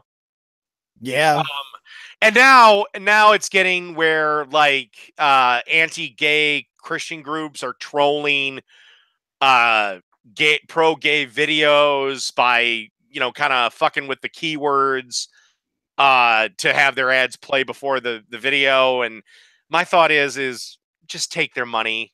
You're kind of doing the ultimate troll, and everybody skips over the YouTube thing. So but it's kind of like, because I'm like, why are you, if you're against homosexuality for whatever reason, why would you put it to an audience that is, quite frankly, not going to give a shit what you have to say? You know, I thought the point of advertising was to meet like-minded people, so they go, "Oh, I want to hear this message," or "Oh, I want to buy this product." But Susan Wojcicki hit the panic button way too hard and went after way too many things, and yeah, it didn't help that a bunch of advertisers were like, "Fuck this, we're done with YouTube," and they were major advertisers, like, again, Coca-Cola and Disney, I think, pulled, and I can't remember the list, but they were like huge, and it's like, Jesus, how's it gonna survive this one? Well, I mean, we've asked that fucking question for like so goddamn long. I mean, remember way back when like fucking Daily Show episodes and Colbert Report episodes were being put on YouTube, and fucking they got in huge fucking trouble over that shit, and everyone was like, "Oh no, what's gonna happen to YouTube?" And basically, all they did is just delete the videos, and then nothing happened. Yeah. Like and then like all the fucking like internet review people who like got kind of big on YouTube ended up having to leave because YouTube's like, you need to stop doing this shit because you're basically putting bits and pieces of movies in this shit, and the copyright on that's a gray area, and we don't want to deal with it. Yeah, and that was kind of one thing that I did not expect it to end the way it did, where now it's kind of like, you can use copyrighted material if you like, but we're keeping the money for it. Yeah, we're letting companies basically make automated programs to take the money from your video if it matches their copyrighted material. And you can, but, and people were like, okay, but like if it's not copyright, like if it's fair use, if it's fair use, I should be able to make the money off of it. And they're like, oh, don't worry about it, because if that happens, we have a system where you can appeal it. It's like, oh yeah, that fucking helps me when I put out my video, when I get the vast majority of my views in the first week. Fuck, their appeal system is like going to a goddamn drumhead trial. You're not gonna get a fucking response for like a month at least, and that's only if you're actually a big fucking YouTuber that they actually give some sort of a fuck about. And by then, all of your views are already gone, are already done and over with. So you're not gonna get shit anyway. Because you say it's fair use, and the person that said you stole their copyright has 30 days to respond. Well, after 30 days, and the money's held in. Thankfully, now I think it's still in limbo because it was going to them. Well, after 30 days, most of the views on this video, unless it's very rarely goes viral after that, it's over. The money's lost, Yeah, it's basically useless. It's a fucking Band-Aid on a fucking chopped off limb. Yeah. I mean, yeah, that's been YouTube's biggest problem of, they keep trying to plug a gunshot wound with a Band-Aid. And it's like, then the fucking, oh God, what was it? The trusted flagger, whatever the fuck that was, where if you're a certain YouTuber on a certain level, then you can just mass flag people's shit to be taken down and give them legitimate strikes. And I don't know if you've ever had to deal with strikes, but that's about the same level as the only thing I ever dealt with was a content ID match. It's the same thing. There's nobody there. It's canned responses that come. Yeah, but I didn't get penalized in any way. They were just like, if you make any money from this, we're taking it from you. And I'm like, I don't give a shit. I have like no viewers.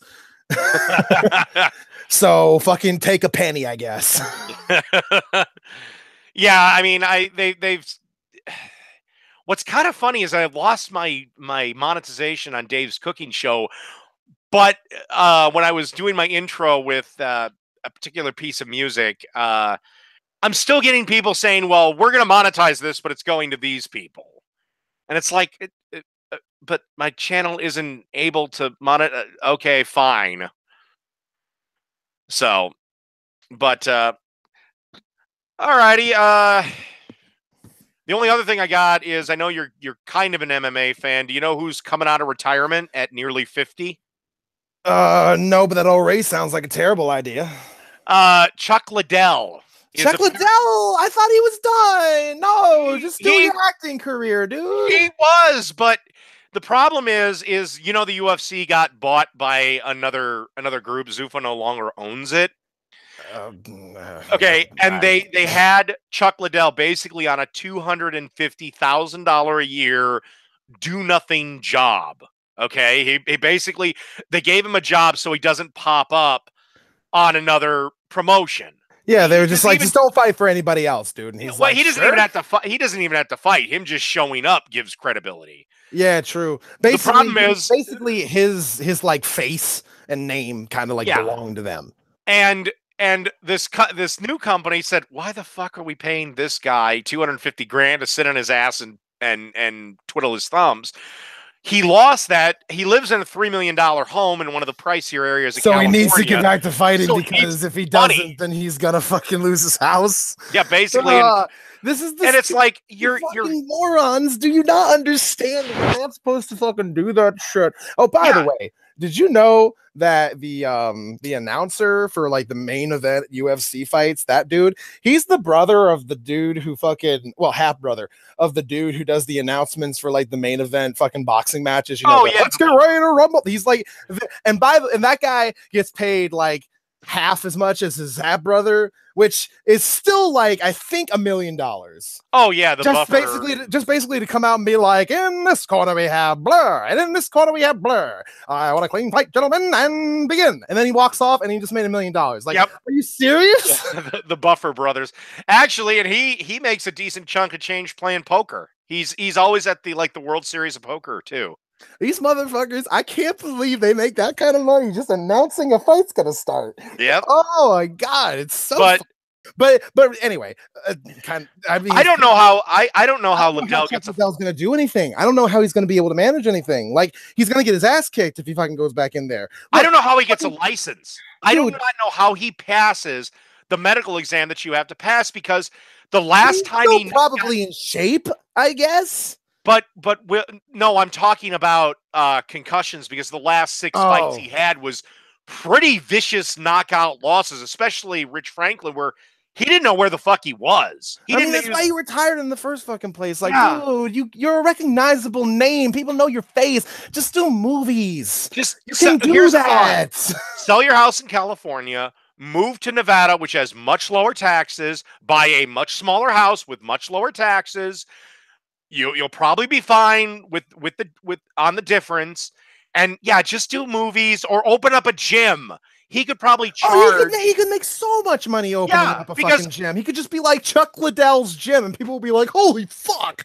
Yeah, I'm gonna get traded there. Yeah, it's just what I don't want to have happen is I don't want him to see. I don't want him to get permanently hurt, where it's that sad boxer that's brain damaged because he fought way too long. Yeah, I mean, because that's gonna ruin the rest of his fucking life. What? Guess who he's fighting? Who? Another over-the-hill fighter that probably needs money, Tito Ortiz. Oh my fucking god! These guys were in there since like day fucking one. Like, why are they still around? It's like, I thought it was pathetic when Ken Shamrock was still trying to fight at 50 plus. Like, look, I mean, I'm sure their fight is gonna be like passable. Because they're still probably in shape, and you don't just forget how to do all the shit that you've been training years and years to do. But at the same time, they're going to be slower. They're going to be a little bit more sluggish. They're going to be a little bit more fragile. One bad hit and someone's going down. They're going to be brain damaged. And you don't need that sort of fucking shit. Like, dude, you don't need to make like enough money to keep like a fucking house that you probably only use a quarter of in the first fucking place. Come the fuck on. Yeah, I don't get this sort of shit. This is why I don't understand people who get like super fucking rich. This is why I don't understand like football players. This is why I don't understand like rappers who get like one fucking album and then they're just like, oh, I got like $3 million from this album. I'm gonna go ahead and spend all of it. Like, no, don't fucking do that, dude. Do you not understand? Well, yeah, that's the thing. It's like they buy themselves a house, and they buy their mom a house, and their dad a house, and this person a house, and I get the idea. That works. I get the idea in the sense that like if you've been poor for a long ass time and you just got a shit ton of money and you're like, I'm gonna spend this shit and I'm gonna spend it on things that I need and things that my family needs, and but then like you go over the fucking top with it and you fucking just like. But here's the thing: that $2 million house, after you retire, the taxes come due every year, and I don't know. Yeah, that shit doesn't change. Like your income's gonna go down. Your income is not static. Like, find out. Basically, the smartest thing to do is when you've put it all, I can't remember what it was, but like 90% of it should be just in the bank accumulating interest. Find out what you make on the interest and basically base that on your taxes, and then you'll be fine. I'm so fucking pissed off with that shit, dude. Like, you have no, because you know these people, they're cool people. They're cool dudes. I think they're cool. They're nice. They've entertained me for a decent while. I think their time has passed and they don't need to be fucking doing that shit anymore. But since they fucked themselves over by investing way too much into something that they can't sustain in the long term, like did they not get a fucking financial advisor? Like, come the fuck on, people. Yeah, I mean.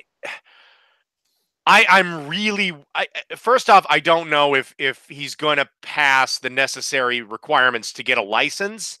But then again, like Nevada is way looser with that shit than like New York State, let's say.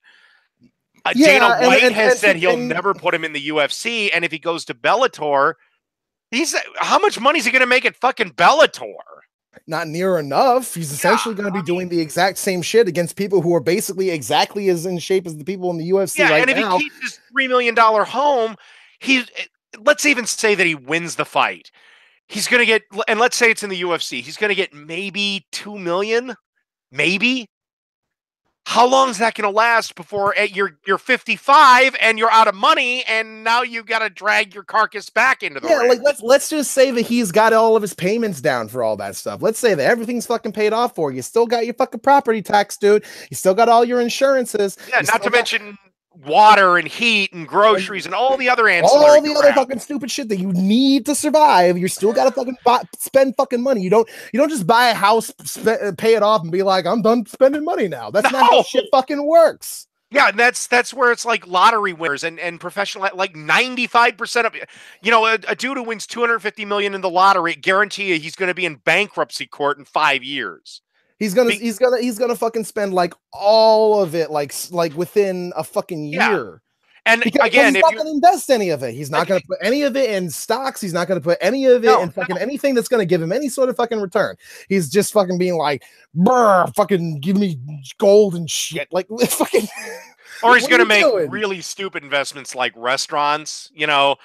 That's where Emmett Smith lost a decent chunk of his change. This is sort of the difference between being rich and being wealthy. Yeah. Because if you're wealthy, then that means, you know, you have a lot of money, but that's just it's not going to be going away anytime soon. You're smart with it, basically. It's all invested. It's all in fucking banks. It's all in like this and that. And you're basically making money doing fucking nothing at that point.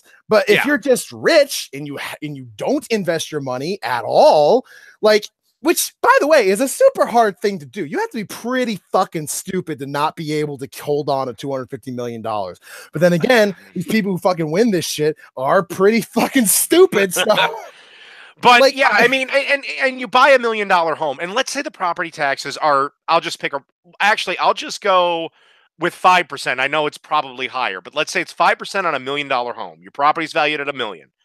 That's $50,000 you have to come up with every fucking year.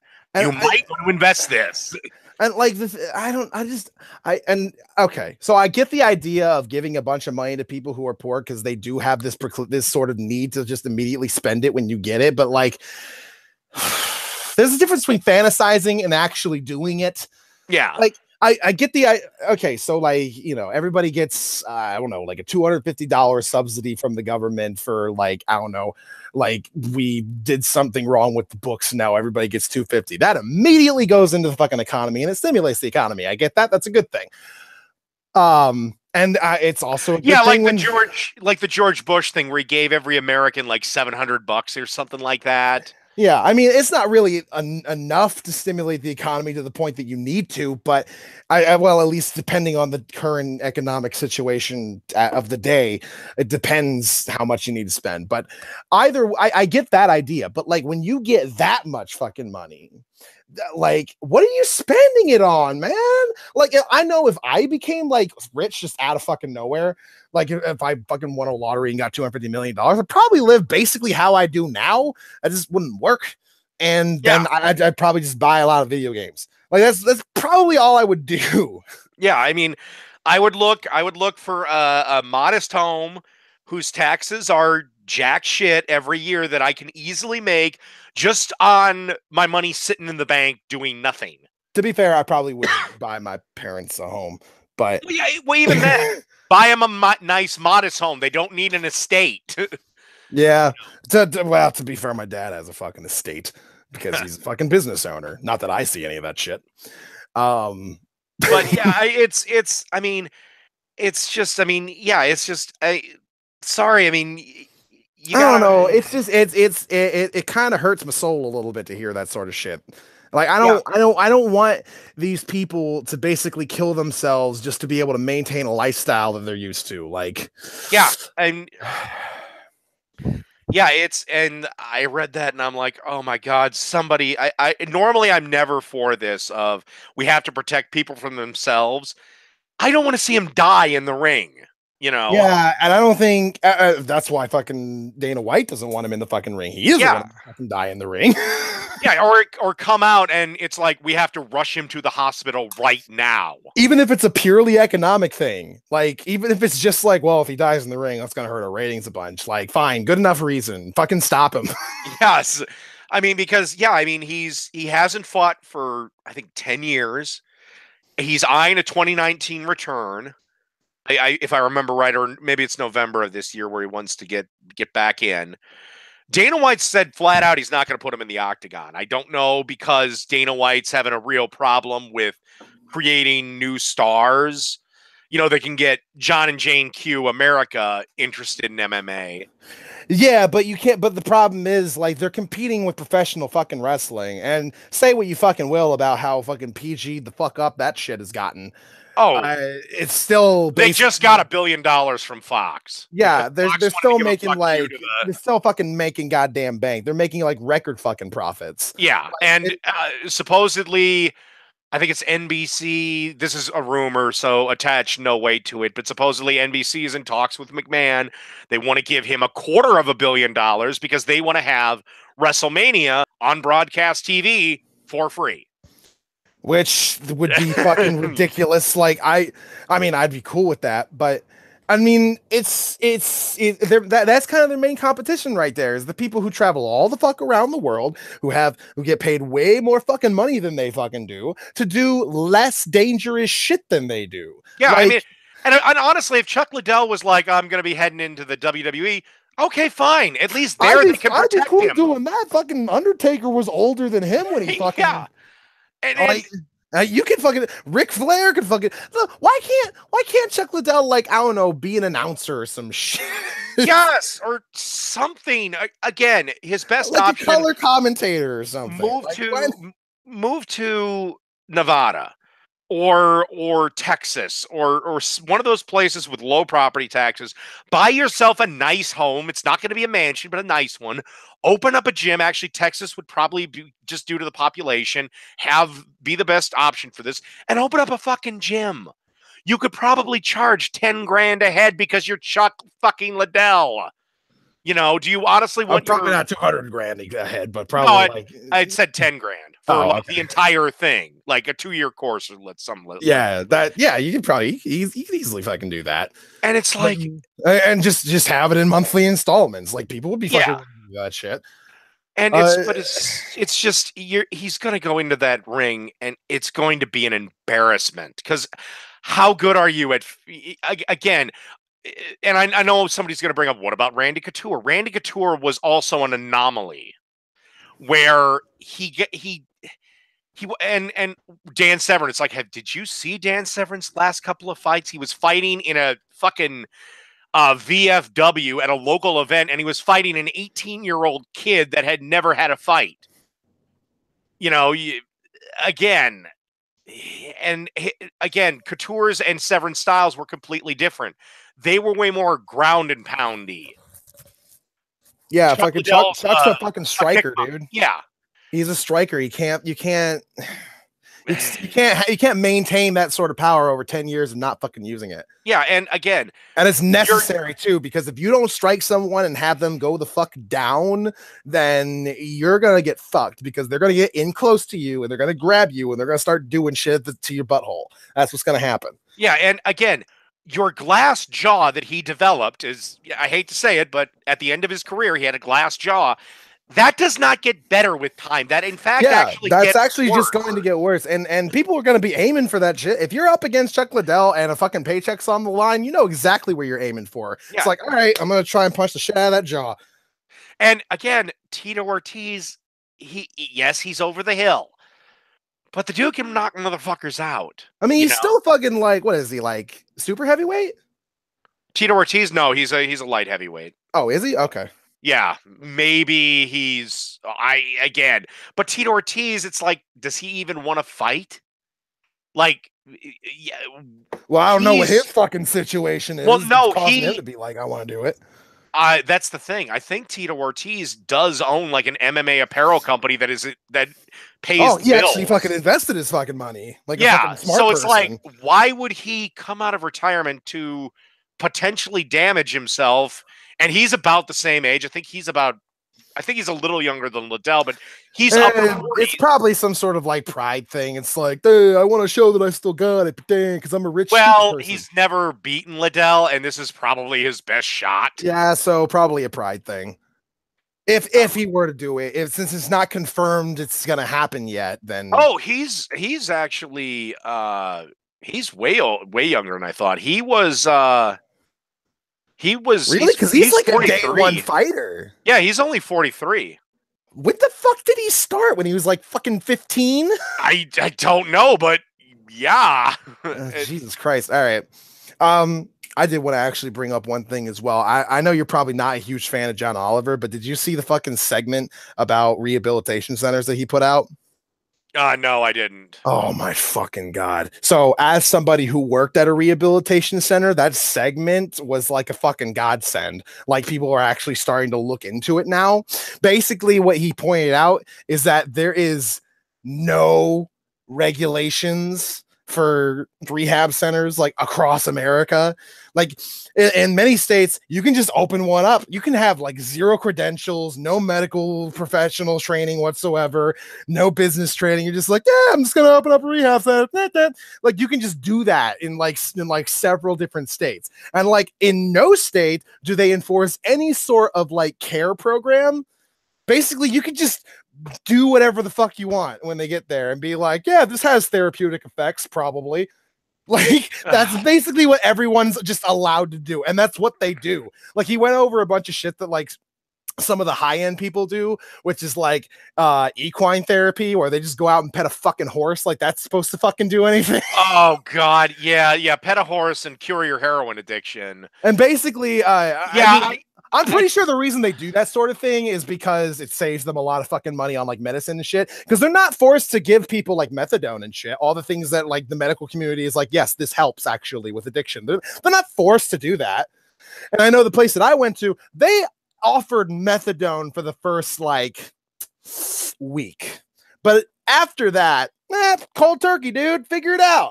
Like, you can't just do that. That's not gonna do anything. It's insane to me that a guy running like an ice cream stand or a hot dog stand or something that's like pre-cooked, okay, has to go through these insane regulations and inspections and blah blah blah, Meanwhile, somebody trying to get off heroin can go to a person who doesn't know what the fuck they're doing. One of my favorite clips from that, by the way. Well, actually, I got a story on this where I used to work at in a grocery store, and it was union, and we had a woman that would come into work drunk. And she would call the union, say, well, I have a drinking problem. And the union be like, well, you can't fire her. We're going to send her to our rehab facility. Do you know what the rehab facility of the union was? What? Basically, it was a dry cabin by a lake, and you stayed there for 2 days and virtually no supervision. Yeah, so and then you got out and they're like, yep, you're cured. Yeah, basically. And sure enough, about a week later, she'd come in and be fucked up again. And I'm not talking, knocking the cobwebs out. I'm not talking buzzed. I mean, I smelt her coffee mug, and I don't know how much had whiskey in it. Well, enough whiskey to overrule coffee. Yeah. I mean, I understand that shit. I only worked at the rehab center that I worked at for about 6 months. I saw people come in, leave, come back in, leave, and come back again in the 6 months I worked there. Like, that should not happen. And then one other thing, I guess, that they fucking went over was that when people do studies on like rehab centers and their like success rates, basically the only thing that they can go off of, since rehab centers aren't actually forced to keep much as far as like records is concerned, is what rehab centers do is they just call people that like left their facility before, and they're like, hey, are you okay? And then the people they call are like, yeah. And then they just hang up and be like, they're sober. Like, they don't do any checks whatsoever. They just call you. And that's how they're able to get these stupid fucking numbers where they're like, yeah, our rehab center is 80% effective actually at rehabilitating people. Like, where did you get that number from? We're kind of just making it up. I called former patients at about 7 o'clock in the morning, before they had a chance to have a drink, and they were sober. So yeah, that's good enough for us. Like, that's basically what they did. And then there was another clip that just made me laugh because it was so reminiscent of my time at the center that I worked at, where they were talking to like this dude who owns a rehab center out in California, and it costs like $80,000 to go there. And so like they're talking to the guy, and he's like getting all defensive about the price. It's like, sure, it's expensive, sure, but it's worth it because this is a life-changing experience, okay? And we care for you, and we provide you with everything that you need. And then the interviewer is just like, where are your patients right now? And the guy's like, I don't know. He doesn't even fucking know where they are. And he's like, I'll say this much: they're whatever the problem was, they're doing something therapeutic specific to that problem. I'll say that. I can say that. And it's like, what does that even mean? They're just off doing something. They might as well be petting horses. I don't fucking know. Like, and this is a guy who gets paid $80,000 by his patients, by their insurance companies. Insurance companies can be forced to pay rehab centers if you are court ordered there. Or if you just have insurance and you have a decent enough plan to allow it to, and here's another fucking thing that rehab centers fucking do, which is shady as fucking shit. They'll send people out in trucks to just go out at night when the bars are like closing and shit, and they'll approach people and be like, hey, do you have insurance? Yeah. Okay, would you like to come with us? We have a rehab center in case you have a problem. And like, they'll just get these drunk people to just agree to go to a rehab center, and then they'll just have them sign a bunch of shit, and then their insurance will pay them a bunch of fucking money to just keep the fucking drunk people fucking there. That's legal in a lot of fucking states. That's like one step away from, hey, would you like to help me find my dog, little boy? Like this. That's what I call, basically, I refer to that as like legal fraud.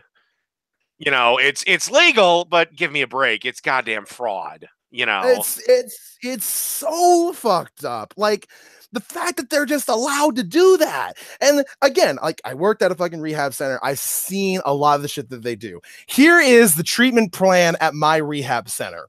For the first week that you're there, you're in the center building where like there's doctors and nurses and shit on staff, and they'll give you methadone for the first week that you're there. All right, cool. They'll give you methadone. They don't enforce a particular sleep schedule on you. They just let you know when all the meals are being, they serve you the meals in there. But after that first week is done, you go to these other cabins, which have a fuck ton of different beds and like a few common rooms.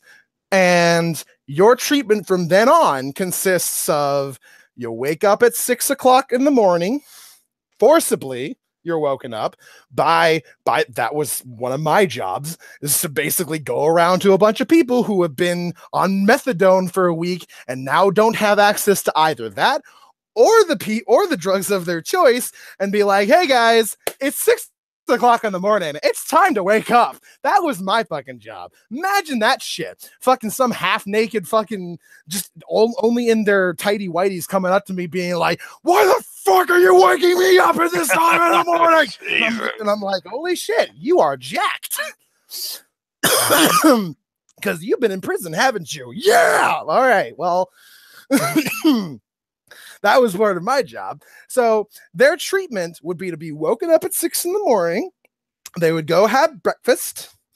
They'd be allowed to sit around for a little bit. Just bullshit. They're allowed cigarettes, by the way, because why the fuck not?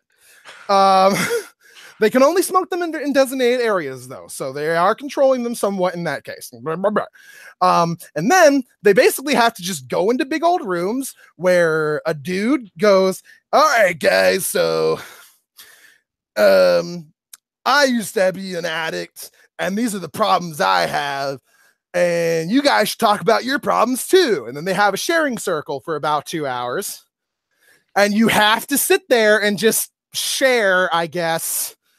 And then they're like, all right, guys, now in your free time, go ahead and do whatever you need to do to get yourself in the mindset to get better, while providing Bibles in the corner as an option. And then they would have lunch, and then they would do the sharing circle thing again, and then they would fuck around for a couple hours, and then they'd go to bed. That was their treatment. Very effective. No medication, no psychologist. They had one psychologist on staff, and she was only ever contacted if a patient was like, yeah, so I'm pretty sure I'm thinking about killing myself. Like, that's the only time she would be contacted. God. I don't understand how that's fucking legal. I don't. It shouldn't be. I'll agree with you there, because I mean, yeah, sorry. Well, there's one near me where I don't even know how this one's run, where they have like a little apartment building where they can stay, but they're in like a house where they all congregate and meet, but basically they're unsupervised in a city that has a bar, and it's for alcohol, a bar not more than 3 blocks away. And once they're done with their little group thing, which is about an hour, they have 23 hours left in the day where they can do whatever. Nobody's checking on them. Nobody's checking on them. Nobody's making sure they're not sneaking a little. Oh, and there's a liquor store even closer. Nobody's checking on them to make sure that, they don't have this or that or the third. The only time that we check people is A, when they get in, and B, if they ever like leave the site unsupervised. So. That's about it. Now, to be fair, we were located in the middle of a fucking forest, so where the fuck were they gonna go? But still, like, my job essentially, because I worked third shift, was to make sure everybody gets to bed and then wake everybody up and make sure nobody ran away at night. That was my fucking job. Oh, and make sure that none of the dudes snuck over to the women's cabins and fucked them. Because, couldn't do that. I can do that, but they were allowed cigarettes.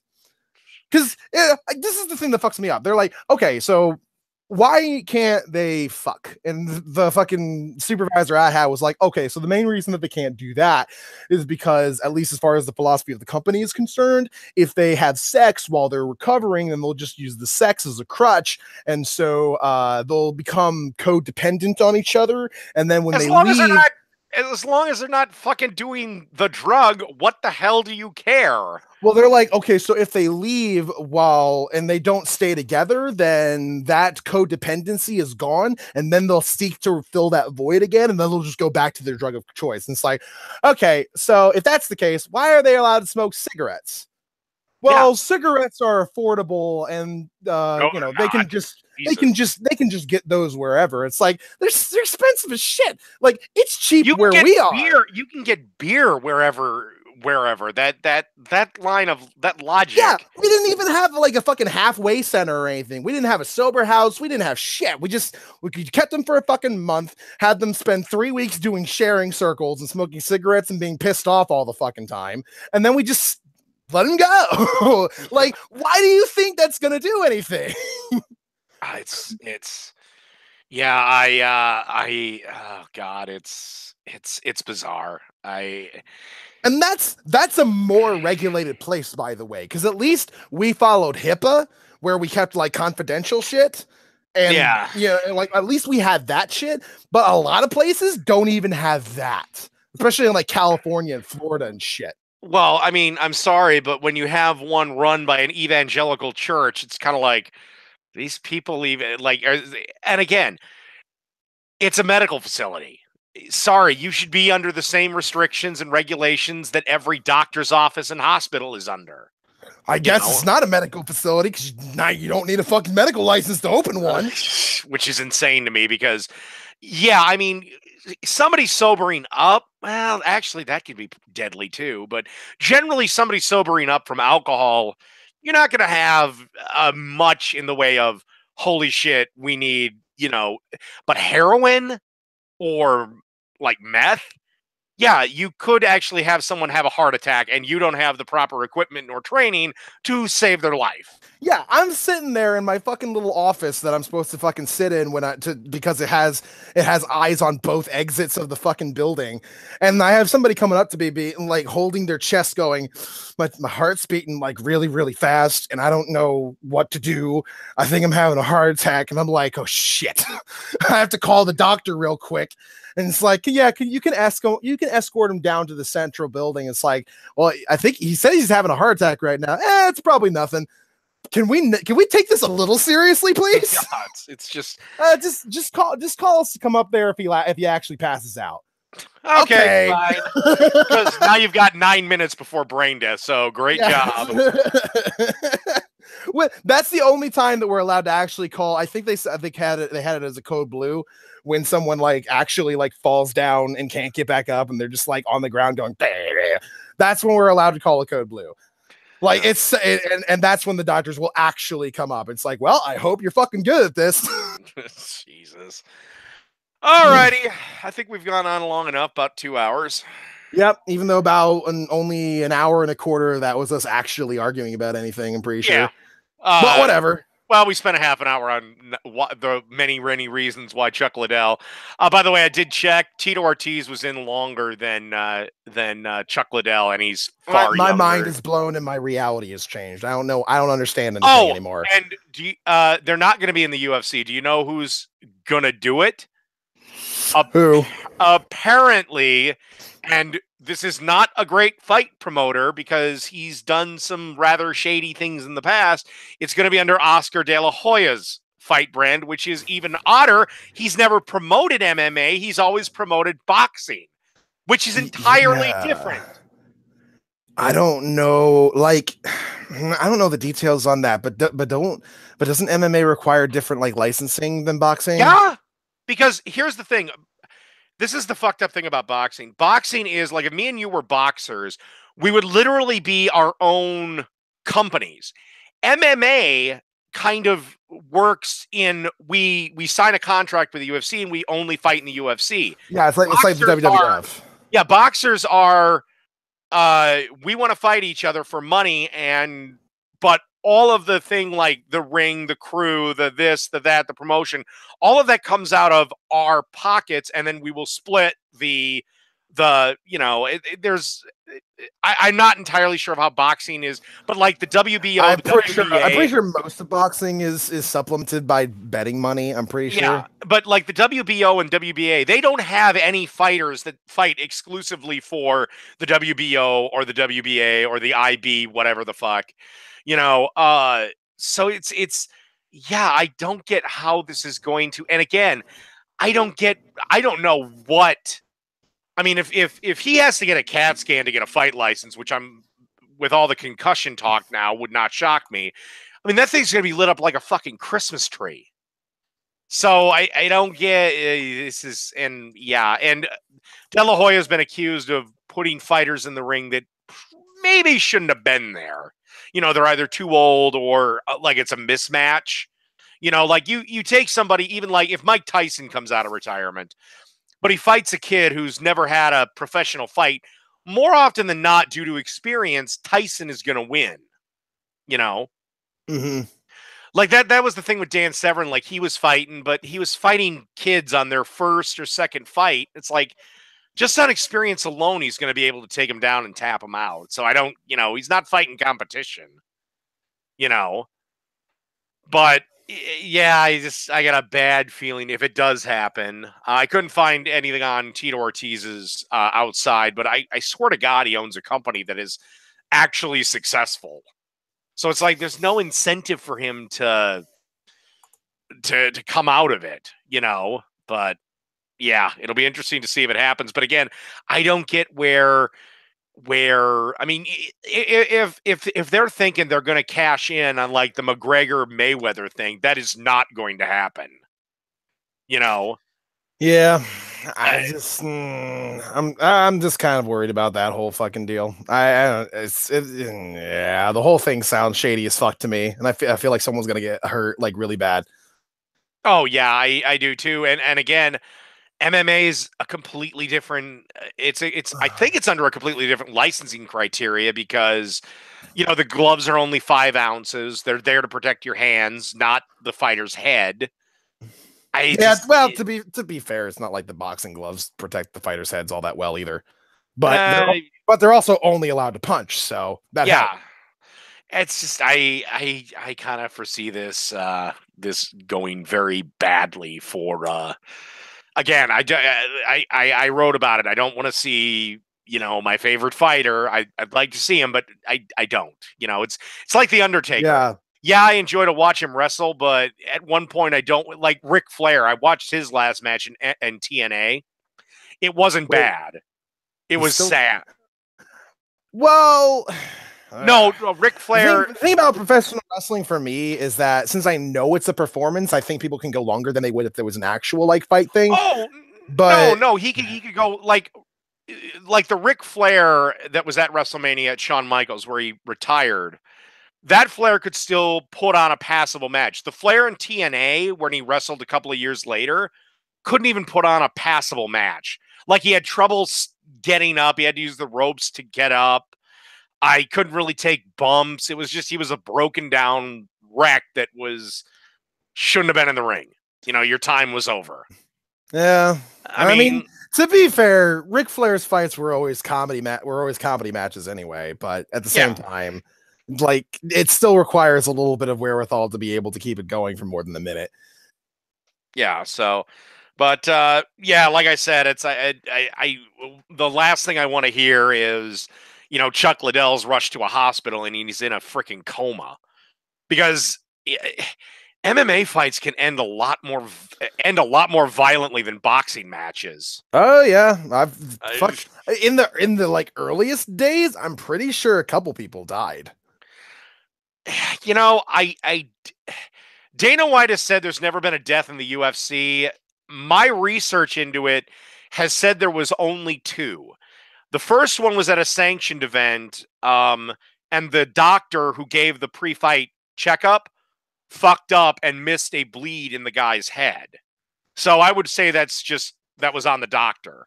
Yeah. The only other one that I've ever heard of was an unsanctioned event in Brazil, and it's like, Okay, you're in underground fighting, so that's on you.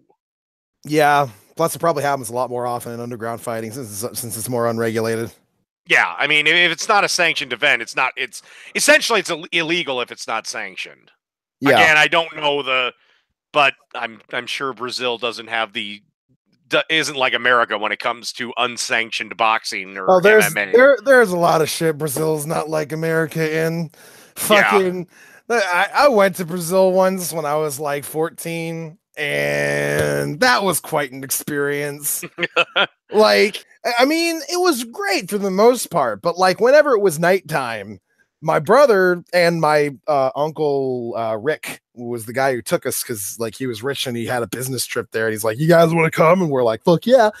Um, at night, I was not allowed anywhere outside of either both of their supervision or the hotel we were staying at. They were like, "Do not get out of our fucking sight." Yeah. And I'm like, "Why not?" And they're like, "You will die." I'm like, "Oh." Yeah, white American boy probably going to be kidnapped. It's kind of scary at night which is a little weird, but during the day on the beach it was a fantastic fucking time. Yeah, it's kind of like that whole thing from The Simpsons where Bart's home alone and he's like, "Day is awesome, night is scary." Yeah, basically. Day is awesome, night is scary. Sitting I there mean, with I still had to be under supervision during the day, but like they yeah, didn't really give that much of a shit. They were like, just stay within eyesight of us. yeah, it's still it's like at night, no. But Oh fuck. Anyway, yeah, so we should probably wrap it up there. all right, yeah, we'll have to do this again. Yeah, sure. We'll probably get into another fight on Twitter.